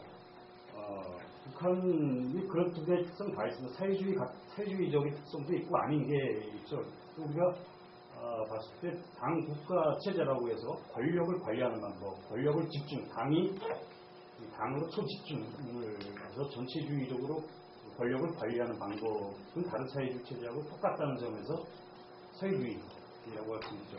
그 권력의 집중은 경제, 중앙경제라는 점에서는 사회주의라고 할 수가 있고요. 북한이 지금 노동자를 위한 체제냐, 그 북한을 구성하는 다수의 행복을 위한 것이냐라고 판단했을 때 또 다른 겁니다. 제가 아까 수령을 얘기한 건 권력 구조를 얘기한 겁니다. 그런 권력 구조 때문에 다수의 행복을 생각할 겨를이 없다. 말씀이고요. 두 번째, 이정미 선생님이 말씀하시는데 아까 이제 말씀하신 거 보면 저하고도 사실 별 차이가 없습니다. 북한 대학위의 대안도 아니고 그렇지만은 제가 북한 실체를 인정하지 말자는 게 아니고 북한이 현재 존재하고 있는 하나의 실질적인 북한 사회를 통치하는 하나의 권력 구조가 있는 거 우리가 인정 안 할 수가 없죠. 그래서 남북에 만난 조선민주주의 있는 거하고 남한 대한민국 대통령 사인하고 당국관제가 다 하고 있는 거고 이런 여지가 없는 거고요. 북한이라는 실체를 인정하느냐 마느냐 이 문제가 아니고 북한이 갖고 있는 모순을 우리가 인식하고 그 모순은 우리가 극복해야 될 과제라는 생각을 일반 사람들이 갖고 있는 생각과 공감하고 있는지 아닌지에 대한 의심이 남아있는데 왜 계속 그 의심을 못 풀어주고 상대에서 비판을 꼭 공개적으로 해야 되느냐 말아야 되느냐로 넘어가서는 평화와 협력을 통해서 같이 발전하는 게 중요하지 않느냐라는 식으로 왜 이야기를 다 아는 이야기로 넘어가느냐는 거죠. 그렇게 다 모두가 넘어가면 좋은데 중간에 걸려있다는 거죠. 오해와 의심이 남아있는데 그걸 끄집어주면 이제 지금 말씀하신 걸로 쉽게 풀 수 있는데 왜 묵비권 침묵하는 게 우리의 선택이다라고 하느냐 이죠. 좀 가급적 빨리 풀었으면 좋겠다 이런 생각이 듭니다. 한 가지만 외인론 내인론 마찬가지인데 분명한 게 지금 북한이 저런 게 미국 때문이라 맞습니다. 분단이 일어났고 대북 핵 공격에 대한 의심 때문에 북한이 핵 개발을 했고 지금 북미관계 제대로 진진하는 건 미국 책임이 상당히 많습니다. 그러나 또 다른 더 중요한 책임인데 북미관계 개선이 되면은 김정일 정권이 유지가 될까요? 유지가 안 됩니다. 김정일이 왜 북미관계 개선을 위해서 노력을 하지 않고 왜 이미 94년에 워싱턴과 평양에 연락상으로 상호 교환하기로 한 합의를 북한이 먼저 깼을까요? 북미관계 개선이 되면 개혁 개방이 시작되고 김정일 정권을 놔야 됩니다. 김정일 정권 이후의 미래에 대해서 김정일이 준비가 안 돼 있기 때문에 설사 미국이 봉쇄 해제하고 제재 풀고 관계 개선 하자고 해도 김정일 정권은 다른 선택의 여지가 없습니다. 그런 양면적인 특성을 같이 이해하셔야지 지금 이 분단 체제가 북한이 저렇게 왜곡된 체제가 있는 게 오직 미국 때문이다. 그건 아마 실제로 절반은 미치지 못하는 진실만 얘기하는 거라고 생각합니다. 저 중간에 사회가 개입하도록 하겠습니다. 저희가 지금 북한 체제가 살아남을 거냐 어쩔 거냐 그리고 북한 뭐 이런 게 오늘 저희 2차 토론의 핵심적인 내용은 아니기 때문에 저희 그 얘기가 중요하지 않다는 것이 아니라 중요함에도 불구하고 오늘 조금 저희 논의에 집중하는 그런 토론 그리고 대화가 이루어졌으면 좋겠고요. 1분 전에 잠깐만 좀. 이대근 선생님 말씀 중에 의심과 오해 얘기, 쉽게 풀 수 있는 거 아니냐 했는데, 아까 노회찬 위원장께서 오해라는 표현들을 아까 인사말을 일단 두어 번 쓰신 것 같아가지고, 혹시 발언하실 내용이 있으시거나 뭐 있으면 1분간 시간을 좀 드리도록 하겠습니다. 아니요, 제가 아까 저게 분명히 오해라고 하면서 다운표를 쳐서 말씀을 드렸고요. 질문을 하고 싶은데 중간에 뭔가 나중에 하는 거고. 선생님 질문이 싶은데요. 3대 세습 얘기가 나오니까 2대 세습은 괜찮은가? 왜 우리는 2대 세습에서 거의 얘기 안 했는가? 두 번째, 만일 북한 정권의 현재의 상태를 우리가 미루어 짐작할 때 그럼 세습을 안 하면 괜찮은가? 만약 세습을 안 했다면 제가 볼 때는 장성택 비서랑처럼 나 이렇게 지명을 했을 수도 있는데 그럼 그렇게 하면 그런 3대 세습이 아니니까 문제 없는 건가? 혹은 세습이든 지명이든 다 문제라면 좀 더 포괄적으로 문제를 볼 필요 있지 않는가. 그리고 또 하나는 좀 다른 각도에서 접근을 하면 지금 우리 남한의 정보 진영이 바라는 것은 좀 빠른 시일 내에 남북한 한반도 평화체제가 수립되는 것이라고 보고 또 이 평화체제의 수립은 다른 한편으로 흡수 통일을 통한 북한 사회의 괴멸 또는 북한 정권의 괴멸에 반대한다는 뜻을 내포하고 있는데 이렇게 한반도 평화체제가 수립되려면 북한에 좀 더 안정적인 정권이 나중에 북한 사회가 어떻게 이 체제의 문제를 극복하든 그건 나중에 좀 문제라고 보고 북한의 안정적인 어떤 권력 파트너가 굉장히 필요하다고 보는데 세습에서 들어서는 정권이 더 안정적일 것인가 아니면은 세습 아닌 다른 방식으로 통해서 어떤 방식인지 저도 모릅니다만 가능한 어떤 방식으로 들어서는 게 더 안정적인가.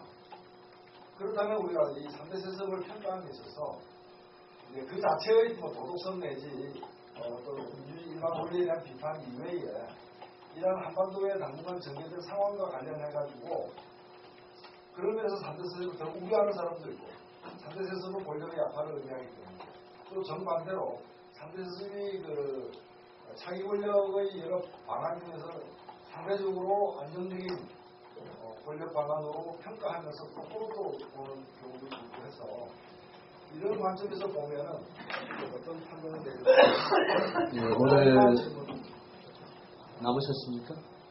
다 끝났신 거죠 지금? 최진수 위원장님께서 1분 시간 드렸는데 한 2분 쓰셨기 때문에 또 마지막이라는 툴을 다셨기 때문에 다음번에는 특별한 일이 없으면 발언권 안 드리겠습니다. 손호정 씨는 아까 1분 전에 요청하고 합쳐가지고 2분 정도. 질문은 또 이따가 한번 또 전체 질문 있으니까 2분 정도. 조금 해야. 아니 아까 이대 세습도 잘못된 거죠. 두 가지인데 정세적인 그 당시 국면과 그 다음에 한국 내 진보 진영의 어떤 이론적 정세 이런 거에서 제대로 비판하는 기회를 놓쳤던 것이고요. 지금은 해도 너무하다. 마지막 저는 사실 이대 세습 때 말하자면 사르트르의 논리를 의존해서 사르트 논리라고 글을 보시면 알고요. 이제는 사르트르의 논리로 되지 않는다고 생각을 하고 비판해야 된다고 생각을 하고요. 맞습니다. 이게 뭐 세습을 하게 될 때 실질적으로 3대 세습인 김정은이 권력을 행사할지 상징적인 인물로 놓고 다른 뭐 조직이 분위하던 뭐가 할지 그건 아직 우리가 알 수 없는 것이고요. 아까 가장 뭐 중국을 볼 수 있죠. 중국 체제는 민주적이냐? 완전히 그 엘리트 간에 돌아가면서 하는 것인데 그것도 비민주적이지만 그거에 비교할 수 없을 만큼의 비민주적인 체제예요. 저는 뭐 그런 말을 얘기하는 사실은 상김 정치 체제가 세계적으로 정당사적으로 가장 비민주적인 체제거든요. 소련 공산당도 비민주적이죠. 왜? 인스티튜션이 파워를 가졌으니까. 프루쇼프가 세습하고 그러지 않았잖아요. 그런 의미에서 보면 소련 공산당이 민주적, 소련 공산당보다 상김 체제가 더 비민주적인데, 그러니까 사당하던 민주 체제, 정당 체제는 없었어요. 어떻게 보면 상김보다 민주주의 유일한 북한이죠. 그렇게 보시면 뭐 된다고 생각을 하고요. 그래서 그 두 가지 측면을 아까 정치 공학적으로 이게 기능적이냐 아니냐 또 판단을 해야 될 거라고. 아까 또 한편으로도 세습이 오히려 한마디 평화에도 오히려 나쁜 수익도 있는 것이죠. 그런데 그 문제와 별개로 저희 얘기하는 민주적인이라고 하는 측면에서 이걸 접근해야 된다고 생각을 하고요. 근데 이제 똑같은 얘기를 다르게 표현하는데 문제가 많지만 북한이 왜 그래야 되는지를 이해해야 된다는 게 입장이라면 저는 거꾸로라고 생각해요. 북한이 왜 그래야 되는지 충분히 이해합니다. 그럼에도 불구하고 그건 그래서는 안 되고 떠들어야 된다고 생각을 하고요. 근데 이제 이 문제가 있습니다. 결국 세습이라고 하는 것이 북한에 아주 굉장히 중요한 문제. 그래서 아주 가장 센시티브하게 그 문제만 두고는 안 돼라고 하는 세력이 저는 민주노동당에 있다고 생각을 합니다. 그리고 뭐 저희는 내부에서 심각한 논쟁이 있었고요. 수용관이 갖고 있는 특수한 북한 사회도 있지. 권력이 최고의 문제이기 때문에 다른 건 다르도 이걸 건드린다면 세습 문제를 비판한다면 체제를 인정하지 않는 것이다. 이정희 대표도 그런 얘기했어요. 뭐 이렇게 해놓고 그다음에 언제 만나서 다시 얘기하자. 자기는 그런 더블 스탠드도 전혀 더블 스탠드가 아니라고 생각해요. 제가 예를 들면 상대 세습 비판한다고 해서 그럼 삼성 물건 안 샀습니까? 비판하는 것과 그걸 인정하지 않는 건 저는 다른 거라고 생각을 해요. 물론 극단적인 건 아예 보지도 않는다라고 하겠지만 3대 세제 잘못됐다라고 비판하는 것과 그것이 체제를 인정하지 않아서 따라서 전혀 만나지 않는다는 거 저는 다르다고 생각하고요. 그걸 명확할 필요성이 있어야 된다. 그런데 결국 체제 세습을 이야기한 그 문제 삼음이 결국 체제의 가장 근본적인 권력의 정통성을 제기한 것이기 때문에 그 체제를 인정하지 않는다는 뜻이다라는 걸 동시함을 잘못된 것이고요. 결국 지난번에 얘기했지만 결국 핵심은 그거라고 봅니다. 저는 결국 두 개의 황금적인 조합이라는 것은 결국 평론파가 과거보다는 북한을 저렇게 만든 한반도의 정세라든가 미국 문제라든가 평화체제의 문제에 대해서 좀 더 많은 노력을 기울여야 된다고 생각합니다. 그런 의미에서 북한에 주어져 있는 외적 조건의 개선에 더 많은 노력을 해야 되고요. 거꾸로 자주파는 그런 반면에 북한에 대해서 비판에 대해서 성의 없는 비판을 같이 해줘야 된다고 생각합니다. 그런 양자의 동시적인 변화가 없는 한 결국 이것은 평행선을 갈 수밖에 없다고 생각합니다. 예, 지금 원래 지정 토론이 아니라 자유 토론을 가지고 두 분 선생님이 계속 저를 쳐다보는 걸 넘어가지고 찌르신 것 같아가지고 금민 선생님 한 3분 정도. 근데 제가 좀 부탁 말씀드린 건 물론 이제 세습 문제 중심으로 지금 쭉 이어져 왔기 때문에 뭐 세습 문제를 다시 그러니까 권력승계 3대 세습을 하실지 아니면 주제 전환을 이슈 전환을 하실지 보면 판단해서 말씀해 주십시오.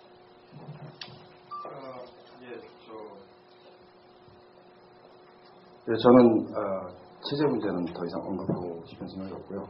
평화 문제와 관련해서만 세습을 언급하겠습니다. 세습 당연히 틀렸죠. 그런데 왜 특별히 지금 이 대목에서 문제 삼는가? 이게 더 중요하다고 봅니다. 어차피 우리가 지금 가치 토론하러 모인 것도 아니고 역사 토론하러 모인 것도 아니다. 정치 토론하러 모인 겁니다.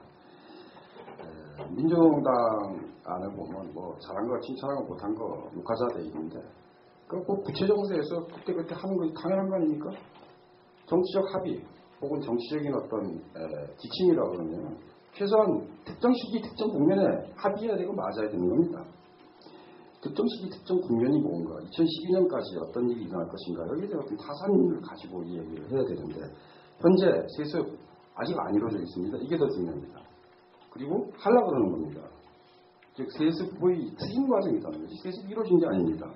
즉 세습이 이루어져 있다 그러면 내적 안정성을 가질 텐데 세습이 이루어지지도 않았습니다. 내적 안정성 없습니다. 대신에 외적 불안정성이 굉장히 강합니다. 왜? 세습이 추진되는 방식이 뭡니까? 성군 정치, 특히 북방동맹 대 한미일 삼각동맹, 즉 신냉전 체제에서 세습이 추진되는 겁니다. 연평도에 포 쏴서 공원 받고 뭐 이런 식으로 되는 거 아닙니까? 그래서 이것이 상당히 반평화적이 될 수가 있다.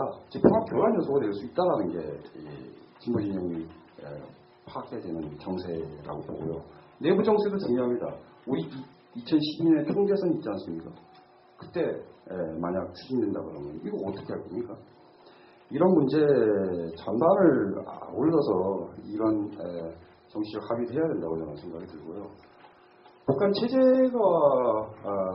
통일의 우리가 통일 이후의 사회를 생각할 때 그런 구조를 강령에 넣어야 된다면 통합진보정당에 강령에 넣어야 된다면 북한 체제를 극복해야 된다 이런 정도 수준에 들어가야지 3대 세습은 틀렸어요. 이게 그럴 수 있는 문제가 아니지 않습니까? 그러나 이 정세와 시기, 이 정세에서 시기와 국면을 좌우하는 것이다. 이 문제 확고하게 대답되지 않으면은 상당히 내내 곤란한 지경을 갈 수 있다. 왜? 미국 행정부 태도가 12년까지 바뀝니까? 한국 진보정당이 그걸 바꿀 수 있는 능력이 됩니까? 2012년까지? 민주당까지 다 합쳐도 그걸 바꿀 수 있습니까?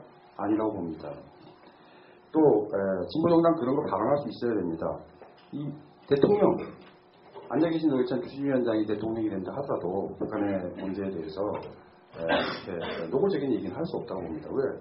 평화의 당사자고 통일의 당사자고 국가 대 국가 관계 존중해야죠. 그러나 진보 정당의 당 대표는 항상 그런 문제에 대해서 한편으로는 같이 다른 한편에서는 객관적 정세 인식의 기초에서 얘기해야 된다고 저는 생각합니다. 이상입니다.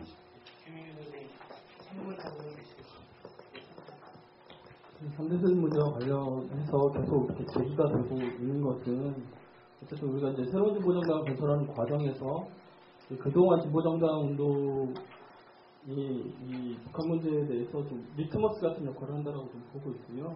이제 그런 측면에서 보면 민주노동당이 이제 제기하고 있는 이제 3대 세습에 대해서 더 이야기하지 못하겠다라고 하는 부분은 이 문제 제기를 하는 쪽의 관점을 잘못 이해하거나 혹은 회피하고 있는 게 아닌가 이런 생각을 좀 하고 있습니다. 그래서 그걸 보면 외교적 관점에서 북한의 문제로 바라보는 것이 아니라 진보정당이 일정한 이념적 지향을 갖고 있었다고 할 때 특정 체제에 대한 견해를 어떤 견해를 가져갈 것이냐라고 하는 문제로 바라보면 3대 세습에 대한 입장을 쉽게 좀 이야기할 수 있다라고 보고요. 또 하나 핵심적인 것은 이 남한의 노동자 민중들이 갖고 있는 어쨌든 이 기본적인 인식 수준에서 그 문제를 어떻게 발언할 것이냐라고 했을 때 이 질문을 받은 당사자가 발언하지 않는 것에 대해서 어떻게 이해할 것이냐는 너무나 이렇게 분명한 문제라고 생각을 하고요.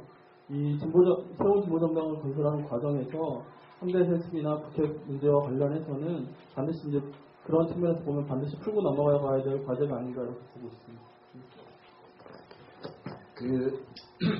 제가 지금 사회를 두 번 연속 보고 있어가지고 목이 좀 갈라진 것 같은데 양해를 구하고요. 원래 제 목소리 좋습니다. 또 막간을 이용해서 그 시간을 정확하게 지켜준다면 일단 한 분은 세습 문제로 가지고 의견 개진이나 질문을 받는 걸로 하고 한 번 다 만약 지금 발언이 필요하시면 다른 주제로 2분 이내로 정확하게 약속을 해주시면 두 분 청정 답변, 질문이든지 아니면 의견 개진 시간을 갖도록 하겠습니다.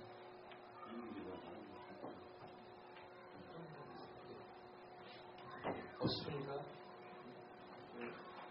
성함하고 진보신당 김규현입니다.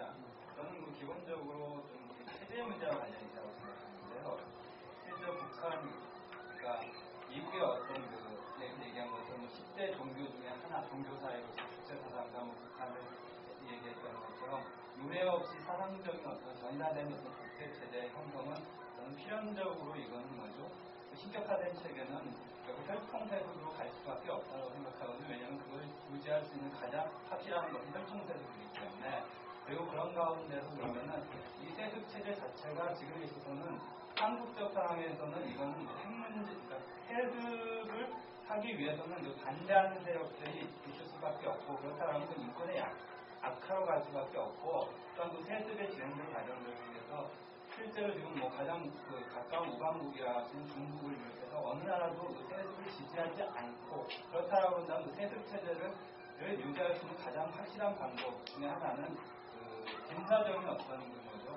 무기, 그러니까 핵을 가지는 것이 가장 확실한 그것이고 또한 세습 체제를 유지하는 과정 속에서 정치적인 어떤 조건의 악화는 반대로 국민들에게 어떤 정치적 어떤 자부심이라든가 정치적 조건들을 부여해줘야 되는데 그렇다고 해서 정치적인 어떤 프라이드를 만들 수 있는 방법 중에 하나는 북한 같은 경우에 있어서는 강성대국의 논리 그것의 연장선상에는 어떤 핵보유국이라는 거 그 다음에 경제적 상황의 악화를 대신할 수 있는 북한 사회에서는 자력생생에 있어서 더 이상 가능하지 않은 상황이었을 때 외부로부터 어떤 자금의 유입이 필요한데 그 자금의 유입이 실제로 가능하게 하는 건 뭐냐면은 미국이라든가 이런 곳에서 외부로부터 돈이 들어와야 되는데 돈을 가장 확실하게 들어올 수 있는 방법은 뭐냐면 핵무기를 개발하고 그 핵무기를 기술을 유출하는 거 그것을 가지고서 외부와 협상을 통해 가지고 그것이 이제 그 반대국으로서 자금을 유입할 수 있지 않겠는가라고 생각하거든요. 그런 점에서 봤을 때 근본적으로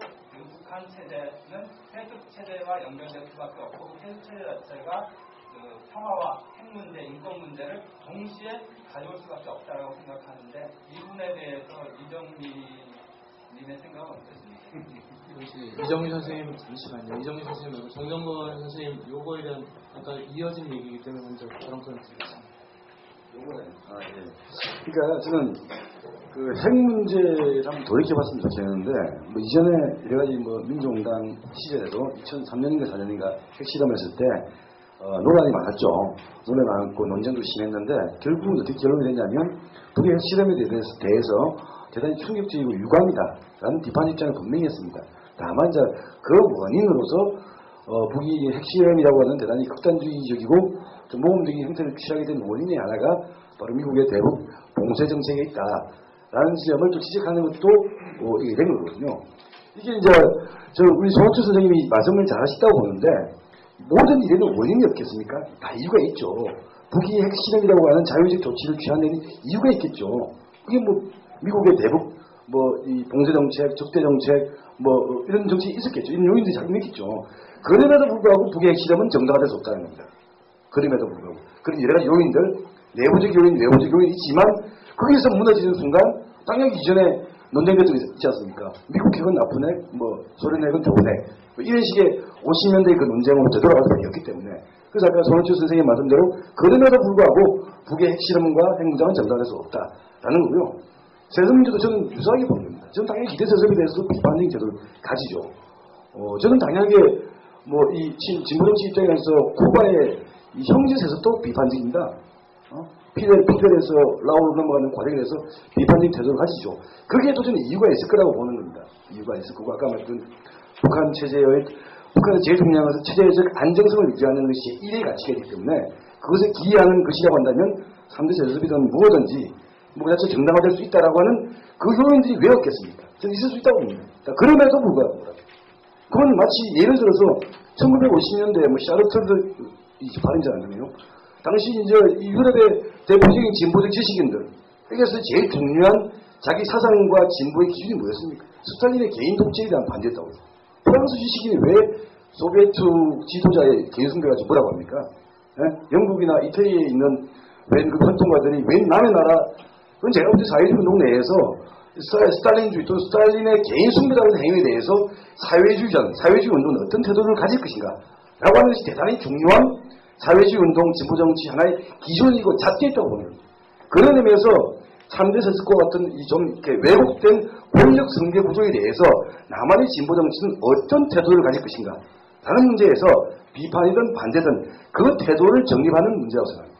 3대 세습하는 북한 정권을 타도하자 이런 문제는 아니라고 보는 겁니다. 그런 문제에서 전 풀어가는 것들이 필요한 거 아닌가 이런 생각이 듭니다. 네, 북의 핵 개발이라고 하는 한 가지 현상에 대해서 정말 이렇게 양극단적인 해석을 할 수도 있다는 생각을 하게 됐는데요. 아까 이대근 선생님도 잠깐 얘기하셨던, 그러니까 북의 정권이 지금 가장 바라는 게 뭘까? 이 권력을 계속적으로 유지하는 게 가장 중요하기 때문에 이 권력의 유지 수단으로서의 어떤 핵이냐, 저는 그렇게 보지 않거든요. 그러니까 제가 어떤 한 그 체제를 운영하는 그 권력자의 입장에 서 있어요. 근데 수십 년 동안 이 체제가 바깥으로 옴짝달싹도 못하는 겁니다. 그래서 국민들이 사실 굉장히 배고프죠.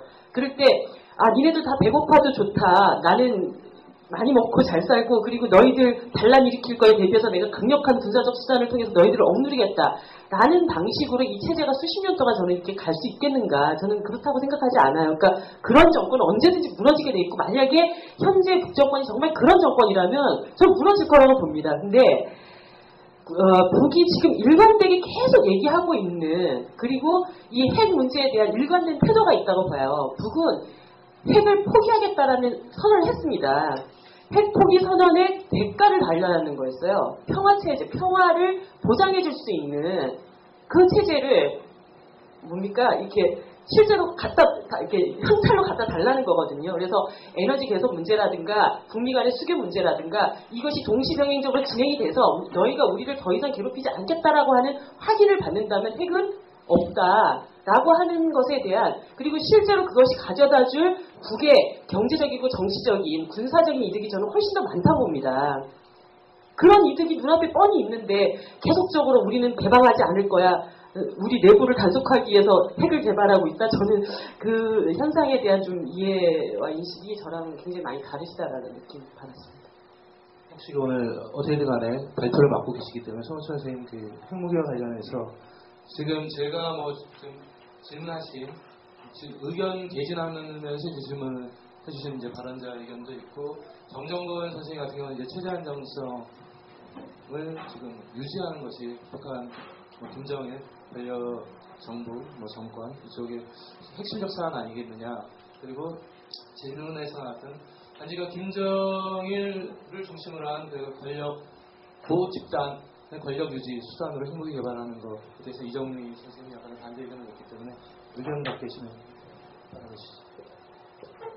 전 하나 그거 전에 조금 오해가 있을 수 있어서 좀 말씀드리면, 정정은 좀 예를 들어 휴가 라울은 좀 다르게 봐야 된다고 생각을 해요. 휴가 라울은 세습이라기보다는 라울이 어떻게 보면 카스트로보다 더 원조 혁명가고 평생을 같이 했던 사람이기 때문에 동지간에 어떻게 보면 그것이 세습이나 형제로 형제라고 하는 이유 때문에 된 게 아니기 때문에 적합한 기운은 아니었던 것 같고요. 그럼에도 불구하고 안 했으면 더 좋겠죠. 근데 굉장히 난 사실 금민 선생님 얘기가 굉장히 중요했다고 생각을 합니다. 그러니까 세습이라고 하는 것이 한반도 평화에 어떤 영향을 미치겠는가라는 거에서 영평도 문제라든가 핵보유라든가 등등 오히려 세습을 정당하게 해서 강성대국으로 가고 반평화로 갈 가능성이 많다. 이런 문제지가 굉장히 주목해야 될 것이라고 생각을 하고요. 저는 물론 핵의 협상 과정에서 미국이 협상을 깨고 등등등 이런 것에 대해서는 좀 비판을 받아서 해야 되는 입장에서는 마찬가지입니다만, 어떤 방식을 통해서도 핵은 정당화돼서 안 된다고 생각을 하고, 그리고 저는 굉장히 협상용에는 핵은 굉장히 회의적으로 봅니다. 저는 쉽게 얘기해서 박정희의 핵 무장을 생각을 하면 된다고 생각을 하고요. 체제 옹호를 위한 어떤 최후의 수단으로 가지고 있을 것이라고 생각을 하고, 근데 그 체제 보호라는 것이 무엇이겠느냐? 미국이 아까 얘기한 대로 미국 간의 상호 북미 간에 인정하고 불가침 조약하고 등등등 여러 가지 이런 것들을 다 해서 핵 이상의 보장, 체제 보장이라고 하는 것들이 가능해야 될 텐데, 그것이 무슨 의미가 나타나는 것이고, 근데 사실 우리가 흔히 얘기하지만 대한민국의 국방이라는 게 국가를 위한 국방과 정권을 위한 국방의 구별이 어느 정도 가능한 것인가 라는 것이죠. 그래서 과연 핵무장을 통해서도 지킬 만한 가치가 있는 체제인가 라는 게 가장 중요한 나는 화두가 되어야 된다고 생각합니다. 가장 중요한 것은 과연 그걸 갖춘 내가 북한 국민이라고 생각할 때 정말 핵을 무장해서 체제를 지킬 만한 가치가 있는 내 자식을 그 속에서 키우고 싶은 체제인가 라는 가장 중요한 기준이 되지 않을까. 그거는 일단 위험한 논리 아니십니까? 왜냐면 그 북한 인민들이 잠시만 정정원 선생님 제가 사용을 아니 하실 수 있으세요? 하시면 김노성조 선생님 말씀을 해서 그러니까 그 이야기는 북한 인민들이 핵을 통해서 내가 살고 있는 북한 사회를 지킬 만한 체제다라고 하면 북한 핵은 정당화된다는 말씀으로도 또 오해될 수 있기 때문에 제가 볼 때는 1차적으로 가장 그게 제일 중요한 거죠, 사실. 아니 북한 핵은 북한 사회 내에서는 그런 정동성을 확보하고 있는 거 아니에요?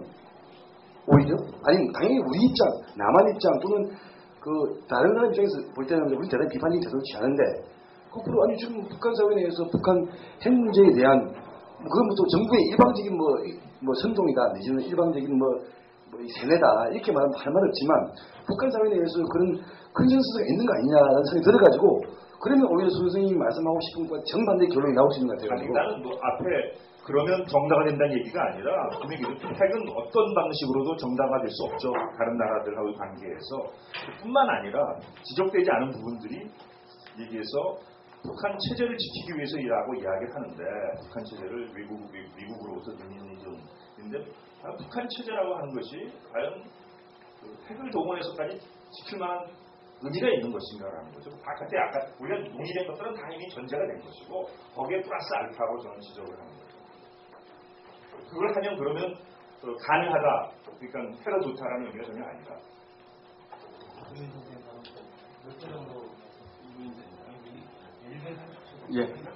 체제 문제 혹은 뭐 지킬 가치가 있는 사회인가 이런 문제에 대해서 제 의견 뻔히 아실 테니까 더 말씀드리지 않겠습니다. 제가 핵 문제에 대해서 참고하는 점은 딱 하나입니다. 목표와 수단의 괴리입니다. 비핵 평화 체제가 목표인데 수단은 핵무장입니다. 언저가 행동의 괴리입니다. 그리고 이런 방식이 10년이 넘어서 가면 하나의 체제가 성립됩니다. 바로 성군 체제입니다. 성군 정치 체제죠. 이미 국방위원회 당은 무력화됐고 국방위원회가 체제가 된 지 오래됐습니다. 성군 정치 체제 안에서 세습이 과정이 진행되고 있습니다. 어떤 식으로 전개될지 우리는 충분히 예측할 수 있습니다. 게다가 동북아 주변 사정이 안 좋습니다. 유사이대로 이렇게 냉전 질서가 복원된 일이 없습니다. 이거는 중미의 경제적 관계가 매우 요동치고 있기 때문인데 이거 예측을 할 수 없습니다. 이렇게 불투명한 정세에서 원칙 입각에서 짚을 거를 짚고 넘어가는 게 진보 정치의 ABC라고 생각합니다. 그리고 오택동이 고립 시기에 중국이 핵 개발을 했습니다. 소련의 핵우산에 의존하지 않기 위해서 했습니다. 게다가 대약진운동 됐죠. 1000만 명 굶어 죽었습니다. 무슨 얘기냐? 어려운 시기에 그것이 아무리 정치공동체의 목표에 부합되는 행동이라도 그런 것을 할 때 사상자가 나오긴 마련입니다. 이상입니다. 이대근 선생님한테 한 가지 작은 질문 드리겠습니다. 저희가 지금 얘기되는 게 아까 합의는 아니었지만 남과 북의 이중 관계를 좀 같이 봐야 된다라는 전제 속에서 저희는 지금 한반도 평화 3차 대표자 연석회의 내용의 표현이라고 저는 기억하는데 한반도 평화와 자주적 평화 통일로 나아가기 위해서 새로운 대안 사회를 구축하기 위해서 이대근 선생님이 생각하시나요? 북한이 어떻게 됐으면 하는 그런 바람을 갖고 계신지 그것과 관련해서 좀 선생님 입장을 좀 말씀을 1분 안에 해주셨으면 좋겠습니다. 네, 제가 한 체제의 대안을 제시할 능력이 있습니다. 그렇게 나가기 위해서 당연히 지금 현재 북한 체제를 극복을 해야 되겠죠. 아까도 말씀드렸지만 북한은 이데올로기, 이념, 가치 지금 없습니다. 북한이 그런 거 살필 정신이 아니거든요. 그러니까 우선 북한이 제대로 생존해서 어떻게 생존할지 고민할 수 있게 해주고, 그러니까 체제가 좀 정상화되도록 도와줘야죠. 남쪽에 대화, 협력, 교류도 하고 북한에 투자도 해주고 가르쳐주고 북한 사회가 다 함께 이거는 이 사회는 아니다. 이 사회는 더 이상 이될 수가 없다. 단지 생존을 위해서 하는 것이 아니라 무엇이 이 대안이 될까를 고민할 수 있는 사회로 만들어주면 북한이 스스로 고민하게 만들고 남쪽도 고민해야 되고 당연히 이건 남쪽 사회도 아닐 것이고요. 남북을 모두 넘는 사회로 가고 북한 스스로 가서는 안 되겠죠. 통일로 가야 되니까 남북이 같이 북한 변화를 남북이 같이 끌고 가야 되지 않나 이렇게 생각을 합니다. 그리고 아까 일단 첫 번째 시간 드리겠습니다.